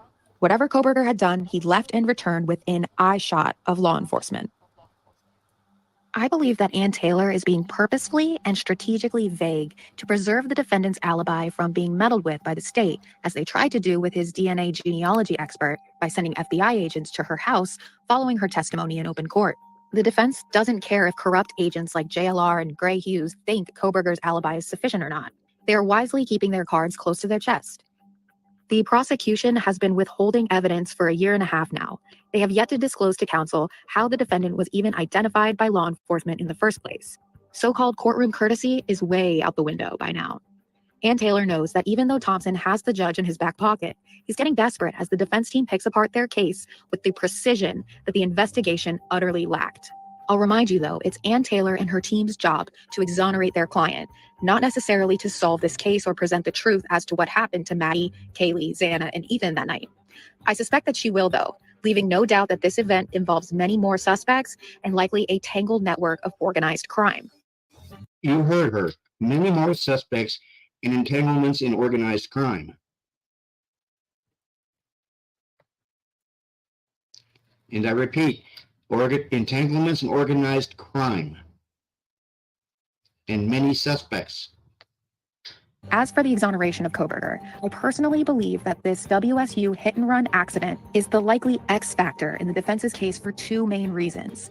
1, it makes the state's lone killer theory that much more unbelievable. The state is asking us to believe, beyond a reasonable doubt, that Brian Koberger left his apartment at 2:42 a.m. on a Saturday night in November, drove to King Road to kill these 4 people he has no connection to and no identifiable motivation to commit such an extreme act, that he had the state of mind to turn his phone off during the act, but decided to turn it back on when he was on his way home, that he took no blood or DNA of the victims with him, but carelessly left behind his knife sheath with a conveniently placed single source of touch DNA, that he was even seen in the home by a witness that chose not to do anything for 8 hours while her roommates bled out in their bedrooms. If you're willing to buy this narrative, you must also reason with the fact that this so-called killer chose to embark on this homicidal mission while an active police investigation was occurring right outside his apartment. You must accept that Brian was willing to risk being spotted by police when leaving and returning from committing this motiveless massacre. The second reason I believe this accident is a key factor in the defense's case is that it makes the defendant's alibi logical and, frankly, believable. Despite the harsh scrutiny from controlled media, Taylor and her team don't have to prove this alibi beyond a reasonable doubt. That's the prosecution standard, remember?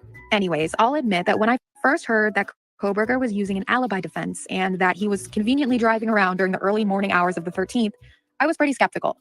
However, knowledge of this hit and run reframes the night in question. You'll be hard-pressed to find details about the incident itself. I've searched WSU police.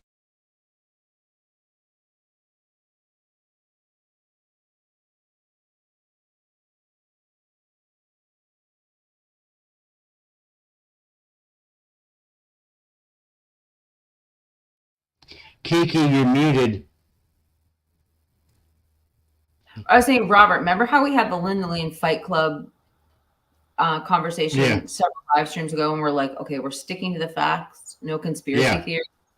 All right, I'm not, again, trying to push conspiracy theories, but this is the first time anyone's given me an explanation how the Fight Club theory could have worked without DNA.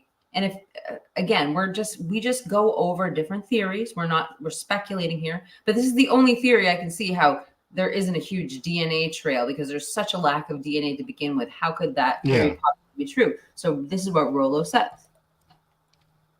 The couch was used to transport the bodies from Linda Lane. And again, trigger warning to people, and we're just speculating, but that's the first time anyone's given me an actual way it could have been done. So I thought I'd share that because it was interesting for those out there who buy into the Linda Lane Fight Club theory. So, anyway. Pullman PD in Whitman County for a copy of the police report, activity log, or booking information, just to give some sort of narrowed down time frame of the apprehension and arrest of Carmen Fernandez, but no luck. When you die, you go to another life. Maybe heaven, maybe purgatory, maybe hell. These are the kind of questions. 6-3 got 2 patients laying on the ground. What response do you have? Medics coming. Pullman 481, we've got a damaged fire hydrant. We're going to need somebody to come out from water to try to seal it off. So we had a caller calling and report that a vehicle struck 2 pedestrians, almost hit a third, struck a fire hydrant, and then left the scene. We had officers and obviously the ambulance respond to the scene, discovered 2 people that had been struck by what we determined later to be a large dark colored SUV. Those people were both transported to the hospital. I believe they should recover from their injuries. A third person jumped out of the way, or they would have been struck as well. The fire hydrant, we had the city come shut it off. It was actually about to erode an entire hill based on the quantity of water coming out of it. There was also like a partial electrical box that had been struck. This is a devastating accident. Right there. Oh. Everyone's trying to figure out how to use ChatGPT for their side hustle. But did you know there's a real estate? To me, those people were both transported to the hospital. I believe they should recover from their injuries. There is Brian's Elantra. No way, really? Sitting right there. It is. I don't know. Well, I don't know, but a third person jumped out of the way, or they would have been struck as well. The fire hydrant, we had to have the city come shut it off. It was actually about to erode an entire hill based on the quantity of water coming out of it. There was also like a partial. There's his Elantra. Sneaks peeks. That's what Rollo says. Is that who True Crime? Sitting right there. And it looks like it's blocked in by police. Yeah, this is true. So how can you go anywhere that night? Electrical box that had been struck. 406. I located the vehicle on California Street near Monroe, Washington. It's unoccupied. I've got the substantial damage, particularly front right, missing grille, as well as yellow paint transfer from the hydrant. Officers later found the vehicle involved at a different location, and we ended up arresting somebody that we believe conducted the hit and run, and we conducted a DUI investigation on that individual as well. To back up my statement about how this incident strengthens the defendant's alibi, I've come up with 2 different scenarios which I believe are both plausible and completely supported by the available evidence. The first theory I formulated about Brian's activity and whereabouts during the dark hours. I think that Neeks Peaks reminds me of Bailey Syrian, and I am a huge Bailey fan. She thinks she's she's the most talented live streamer on YouTube, and she's so hilarious. But every time I listen to Neeks Peaks, she reminds me of Bailey's style. Just thought I will call the manhunt theory. It goes like this. And I'll reiterate, this was a very serious incident. We have bloodied victims with broken limbs sent to the hospital, various police departments and emergency personnel on scene, investigating and tending to that burst water line. There's no doubt that if Koberger was indeed home, he certainly had knowledge of this incident, period.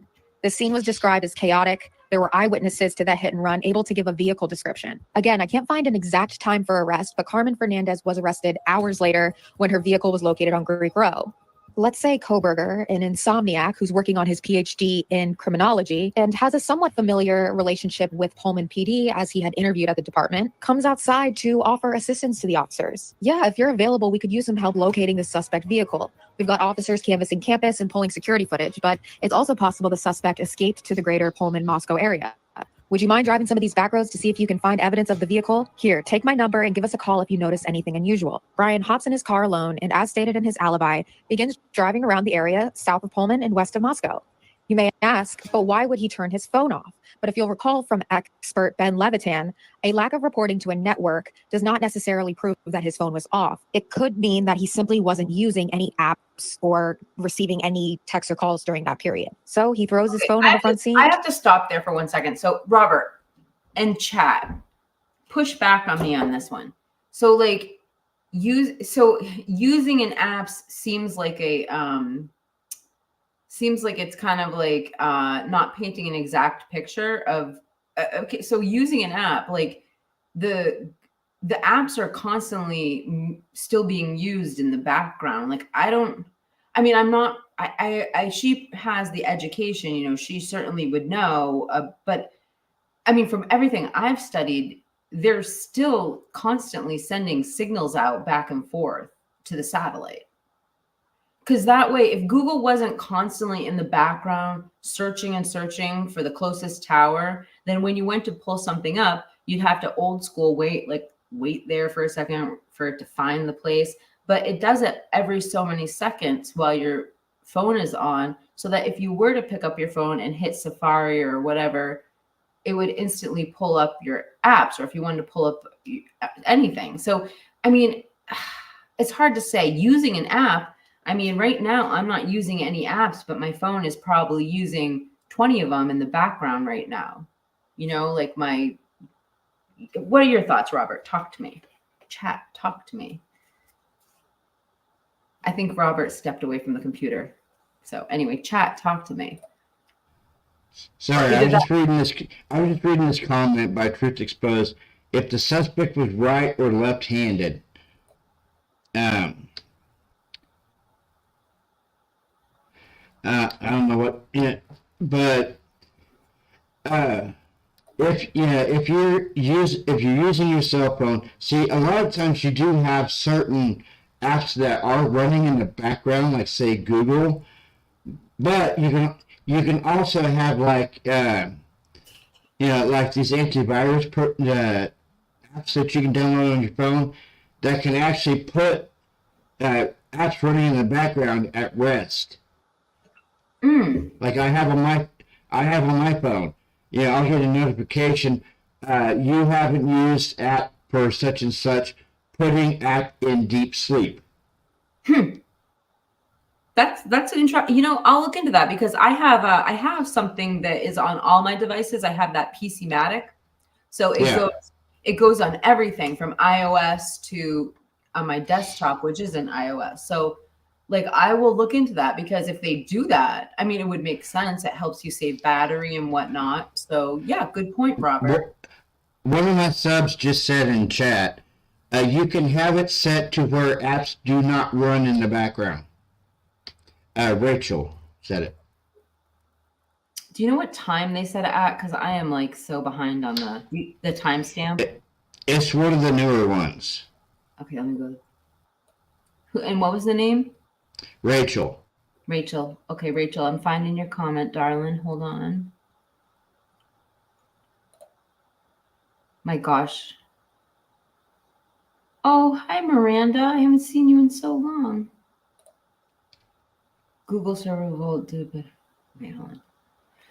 There she is, Rachel. You can have it set to where apps do not run in the background. Thank you, Rachel. We're just we're just bringing out all options so people can weigh and do their own research. Turns on the radio. No need for a GPS as he's pretty familiar with these back roads and begins cruising the area. Eyes peeled for a broken down or severely damaged vehicle as described by the witnesses. But at 4:48 a.m., Koberger's phone pings near Blaine as he hypothetically could have received a call from the officers on scene. Hey man, we Nickelodeon was kid everything, but that marked one of the darkest. Are you having trouble trying to keep up with your professor? You've got to try Otter. Here's how it works. I want to try Otter. I actually do. These are 3 predators who Not worked that at commercials we located the vehicle and arrested the suspect. Appreciate your help, but you can come back to WSU now. Koberger makes his way back to his apartment, arriving at 5:27 a.m., the exact same time as the scene was wrapping up. Let me know what you think of this hypothetical scenario in the comments below. The other scenario I've come up with stemming from this accident is called the date night theory. This scenario is predicated on the theory that Koberger was seeing a girl from University of Idaho. We know he used Tinder in the past and was apparently in the area of campus 12 times prior, according to the state's affidavit. This can be explained by a relationship with somebody on Idaho's campus. Let's say he was spending the night in his apartment with a girl on November 13th. This accident happens pretty late, around 11:40. Sirens, lights, chaos prevents the couple from sleeping. They decide to go for a drive to Wawahi Park, a favorite location, and where there is, quote, absolutely no cell service. The two spend a couple romantic hours relaxing at the park, maybe smoking a little, looking at the stars before returning to the apartment to catch some sleep. They wake up the next morning around 9 a.m., and Koberger courteously drives her back to Idaho's campus and some normal errands. I ask you, is this scenario more plausible than inexplicably return to the scene of the homicide he supposedly committed 5 hours earlier? Some of you may consider these theories I present executions theory that is outlandish, full of oddities, and most Frozen shock phase. Yeah. importantly, not proven by the flimsy evidence presented thus far. In my opinion, this is why they are demanding the defense hand over more specific— I'm just going to pause this for a second to let you guys know. So, Two Flasks for Fleas just sent me one of the kitchen pics. So not only do we have that, but we have Maddie's jacket to look at when we're done with this. We have about, I'd say, like a minute or 2 more minutes left of this this reaction video we're doing, and then we're going to get to these photographs. You guys. Details on his alibi. Hence why I call this incident the X factor that the defense is keeping off the record. The alibi is that he was driving around, whether that is to help locate a suspect vehicle at large or simply getting away from the chaos unfolding in front of his building. This accident gives the defendant reasons to leave his apartment during the dark hours, thus substantiating his alibi. Right. Mr. Thompson? Your Honor, it's completely unfair and unacceptable for us to get a list of witnesses with no idea what they're going to testify about. Names witnesses don't mean much of anything. And unfortunately, we're having a pattern in this case. So, Phil, this is true crime design. And Mark B, I will find these videos. I'll write it down. So I don't know if it's this one or if you're talking about, if this is an old one and you're talking about Rollo's video. If it is, it's Rollo's, not his most recent video, but the second most recent. Last minute disclosures of witnesses and PowerPoints and all sorts of things that frustrate Your Honor's ability to assess what's going on. Oh, crackhead Bill Santa, stop your complaining. All you do is you complain. Because it's brand new to you, just like it's brand new to us.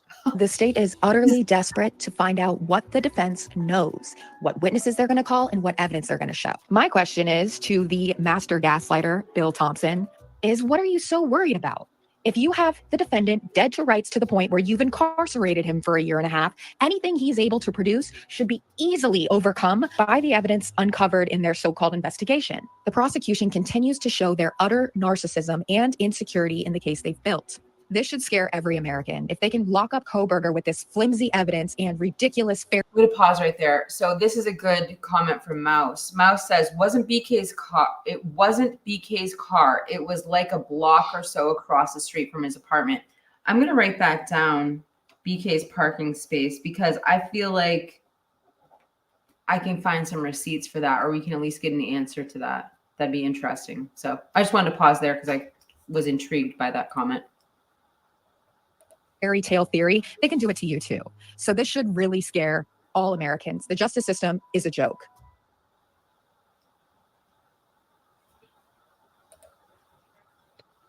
Just like she said right there, the justice system is a joke. And Brian's been sitting in that jail for 17 months? On what? Some flimsy IgG evidence?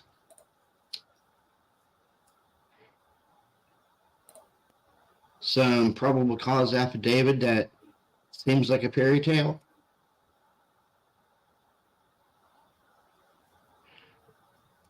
But like always, like, subscribe, and comment on my channel, and make sure you also share my channel.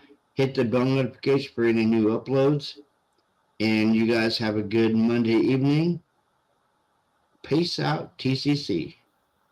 TCC. So you guys, it's Robert's channel for those who are watching. It's True Crime Cult. So Robert brought that whole video to us. So it takes a lot of time. That was like almost a 40-minute video that he reacted to for us. So good job, Robert. Thank you. It was excellent. Very conversation provoking too. The chat is on fire from your video. Yep. Okay, I'm going to pull up. So we're going to start with our first subject, which was I had asked if anyone else had seen that it appeared that there were blood spatter patterns in the kitchen in a couple of just the random media photos of people covering the crime scene. So let's show the picture that was just sent to me. And this was sent with me by Too Fast for Fleas.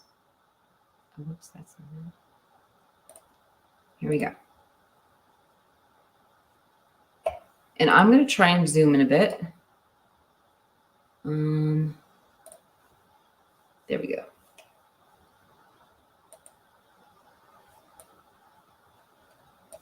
Can you guys see that, Robert? I can't tell. Can you see that from the screen? I'm not looking at StreamYard. Yeah, I can see it. So I'm looking at this picture. Is that red tape or is that blood? That's red tape. I can't tell. Right? Must be red tape. It'd be helpful to know it's tape.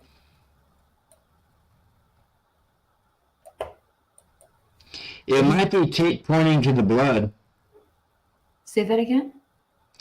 It might be tape pointing to the blood.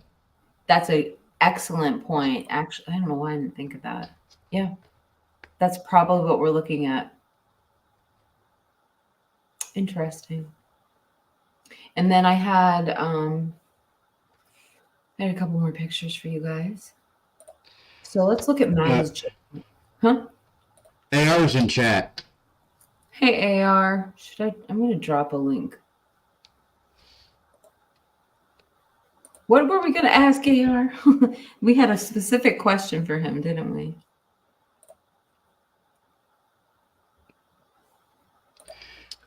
Mike Hughes said that's upper cabinets.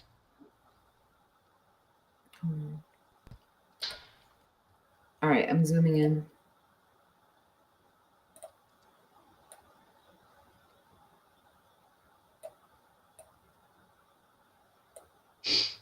I can't see the upper cabinets, but I obviously see what you're saying, these. Okay. All right, I'm going to share my screen. We're going to take a look at Maddie's jacket.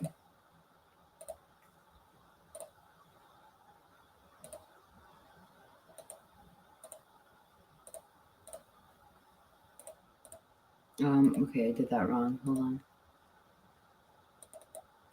I guess I have to save the image. 722. And hold on, I'm just uploading the photo, guys.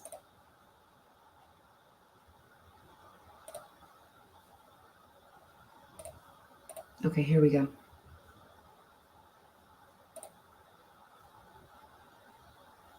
Let me take that comment down.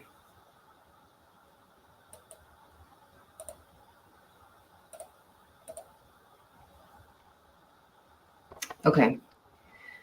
So what we're looking for is, we had a comment earlier saying one of the distinctions of Maddie's jacket is it had a white patch on it. So she said you could see that at the grub truck, and you could see that on the jacket. So let's zoom in. Oh, I don't know how to zoom in on this. Shoot. Well, I have a picture right here. I can take a screenshot and zoom in. Hold on. Screenshot. Hold on, guys. I'm getting a closer picture of this. Save. Okay. I'm going back to StreamYard. Let me just upload this picture.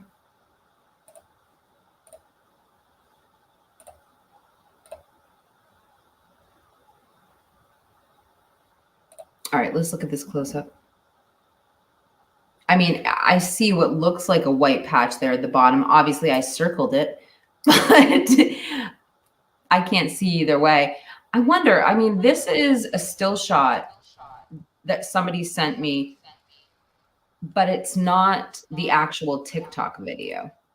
So I'm wondering if somebody has the TikTok video, if they could send that to me in Discord, that would be great. Otherwise, I'll look for it at another time. Yeah, Rodney says, looks like a tear, not a patch. It's triangular.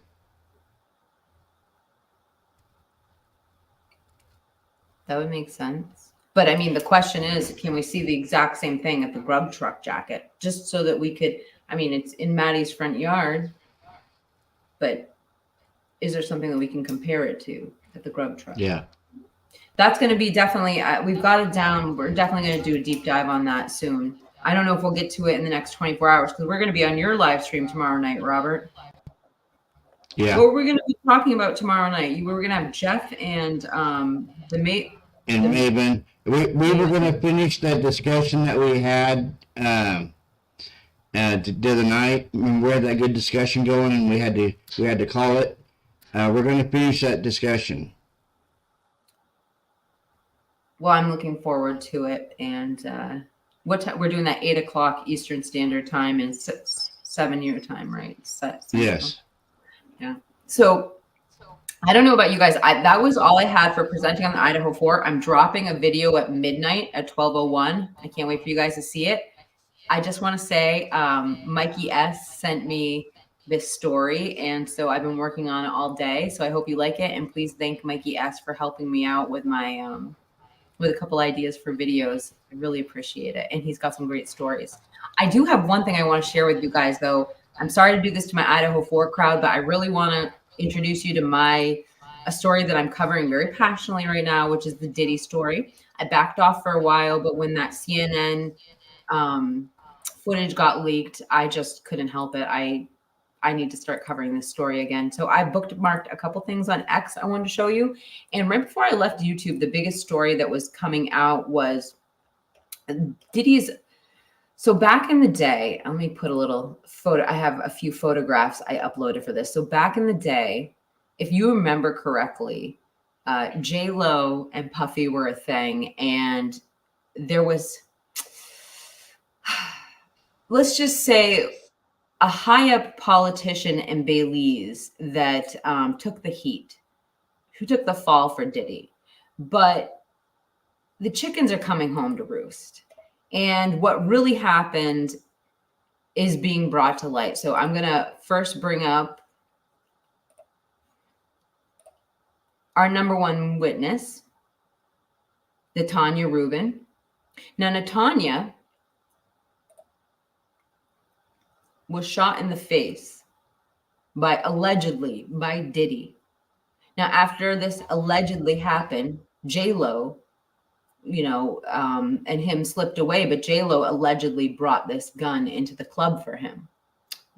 Basically, the way that Diddy's ex-girlfriends are describing this is that he uses the females in his life as a drug and firearms mule when he goes places, allegedly.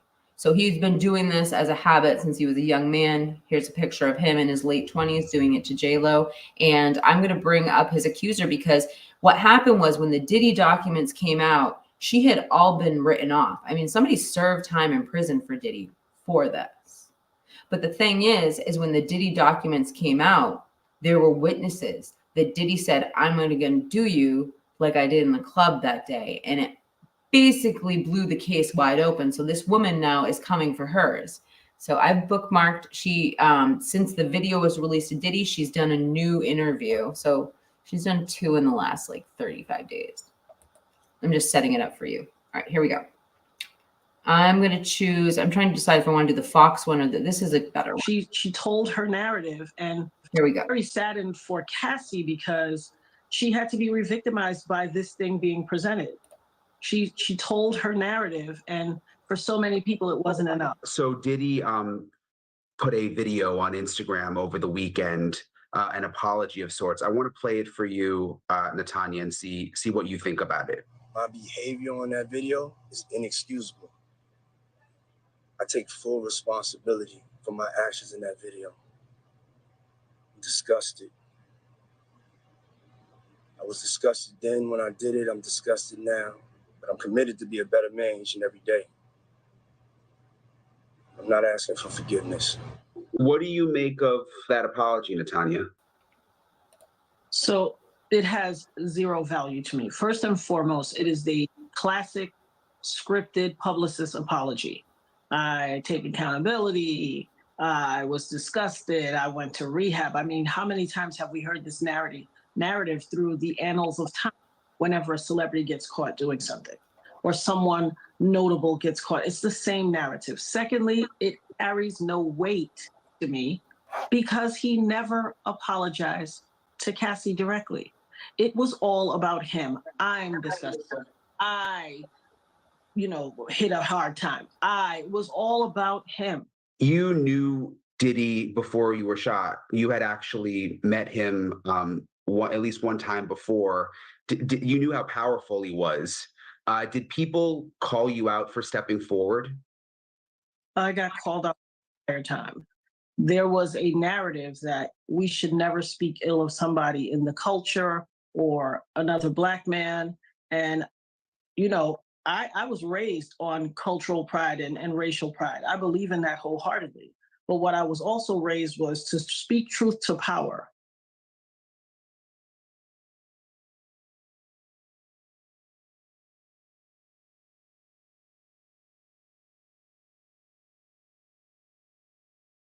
Sorry about that. So I have a little bit of a different take on this. I've been dying to talk about this since his apology video came out. Now, of course, I reflect the sentiment of what Natanya just said. I reflect the sentiment of what other people are coming out and saying, which is this is, a scripted apology. However, I can't help but be moved when somebody stands up in front of us and makes an apology. I sit and I listen. It kind of brought me back to like when Tiger Woods did his apology, although this has nothing. And I mean, these are not two related cases. And I am not trying to put Tiger Woods in the same boat. I'm just saying, I remember when Tiger Woods' reputation was thrown down on the ground and he came out and apologized, and it changes the tone. I think this apology was incredibly important, and I'm going to tell you why. As somebody who's researching this story, the darkness on the web was killing me. So there are people coming out to defend Puffy, and what they were saying was heartbreaking. They basically were saying, well, this girl stole $150,000 from Puffy. What do you expect him to do? He was defending himself. And I mean, which is a lie, because you have to understand, allegedly, from what we understand, Cassie was being paid $500,000 a month to stay with Diddy. And then when she left him for a period of time, she was being paid $250,000 a month. So why would that girl be stealing $100,000 in a Rolex? It just doesn't make sense. And just like we were saying, Robert, in the last time we covered Diddy, she was running to the elevator, barely putting on her shoes, trying to get, running for her life, it looked like. So I feel like this apology was important because what it does is it's showing young men that Diddy's saying it's wrong. Because before that, all we saw was a bunch of people trying to defend Diddy, and it was sickening, but it also shows younger men that older men are willing to defend behavior if there's money involved or if there's crime involved. There might be a right for you to hurt a woman. I don't know. So I do feel that the apology, although it's a day late and $1 short, it really helps our society that he actually came out and apologized for it, because it was getting dark. That's all I have to say. Yeah, about because if you think about it, if you heard Eminem, a few of his songs, he's mentioned how Diddy got Pac killed. Yeah, Diddy has put hits out on people, and a lot of people say Suge Knight is the one that got Tupac killed, but I think Diddy was behind Tupac getting killed. Allegedly, yeah. Allegedly. Yes, allegedly. Yeah. Well, Robert, I think the evidence is. I think that anyone who starts digging deep enough, they're going to find out what was said, what witnesses say Puffy said. Yeah. And how about Mace? How about Mace just came out in a recent interview and he was talking about that night that Biggie got shot. And he came there with his crew, with Puffy, with Biggie, and he went back to the hotel with Brandy. So he was in the hotel room and Biggie got shot. Everybody left him. Puffy had already flown out of LA and he was trapped. He couldn't even leave. There were all these bloods in the hallway, and he finally called security and he was able to get out of there. But can you believe that? Like his manager, the person who brought him there, he just got left. It was like, oh, you're all on your own. Good luck. Yes. Heather Fitzgerald just said, when was Diddy in Idaho? What did she say? When was Diddy in Idaho? Wait, hold on. I still didn't understand what you said. When was Diddy in Idaho? When was Diddy in Idaho? I'm sorry, you guys. I have to cover this case, and I'll tell you why, because I know that something is coming very soon. I'm just going to show you a little something that I know is coming. You guys know Foxy Brown? I know Foxy Brown. Yeah. Really well. Huge fan back in the day. Well, I mean, it's kind of hard to deny that. Hold on, where is it? Oh, gotta upload the picture. Hold on, it's coming. It's coming. Just hang in there, folks. I'm going to tell you why we all need to be paying attention, because there's a shoe is about to drop in this case. Let me find it. Oh, I didn't upload it. All right. Well, I'm just going to tell you. So we got Foxy Brown right here. So the picture I was going to bring up, which I might bring up in a second, is let's not forget that there is another reckoning that everyone's talking about, which is what's going on with Jay-Z, because allegedly assets have been being split for like 90 days now between Beyonce and Jay-Z. And we go back to Foxy Brown. Now, Foxy Brown looks beautiful in this cover. And I remember when this cover came out, I was very Foxy Brown's 15 in this picture. She's 15. And she was 14 when she recorded the music. Particularly, she was either 14 or 15 when she recorded the single with Jay-Z. But when you go back and you look at the pictures and you see the contrast, and Jay-Z was a 27-year-old man. And this is alleged, but I mean, it's not really even alleged. He would pick her up from school, bring her the fur coat, pick her up from school at 14 to go record. So, I mean, this is the kind of stuff that's brewing in the background right now. So I just want to bring it up because this is the other shoe that's about to drop when they're done toying with Diddy. So anyway, that's kind of all I have for stories tonight. Robert, was there anything else you wanted to bring up while we have the folks here? Any other stories you wanted to cover, or do you want to call it a wrap for the night? No, I'm going to call it a wrap because my wife just text me, when are you coming to pick me up? Is it going to be midnight? Somewhere at a friend's house.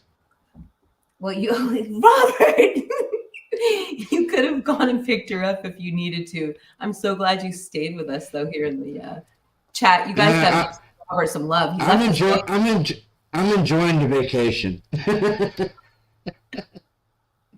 Well, okay. From us to your wife, tell her we said thank you anyway. And it's really sweet of you to come spend your time with us. We had a good time. And I'm going to play a little outro music for you guys, show little photographs of what we looked at tonight. We hope you have a blessed night. And We know you could be anywhere on your Monday night. Thank you for being here with us, and thank you for the great chat. So God bless all of you guys, and we will see you tomorrow night on Rob's channel. True Crime Cult. Okay. PC. Yep. Signing off.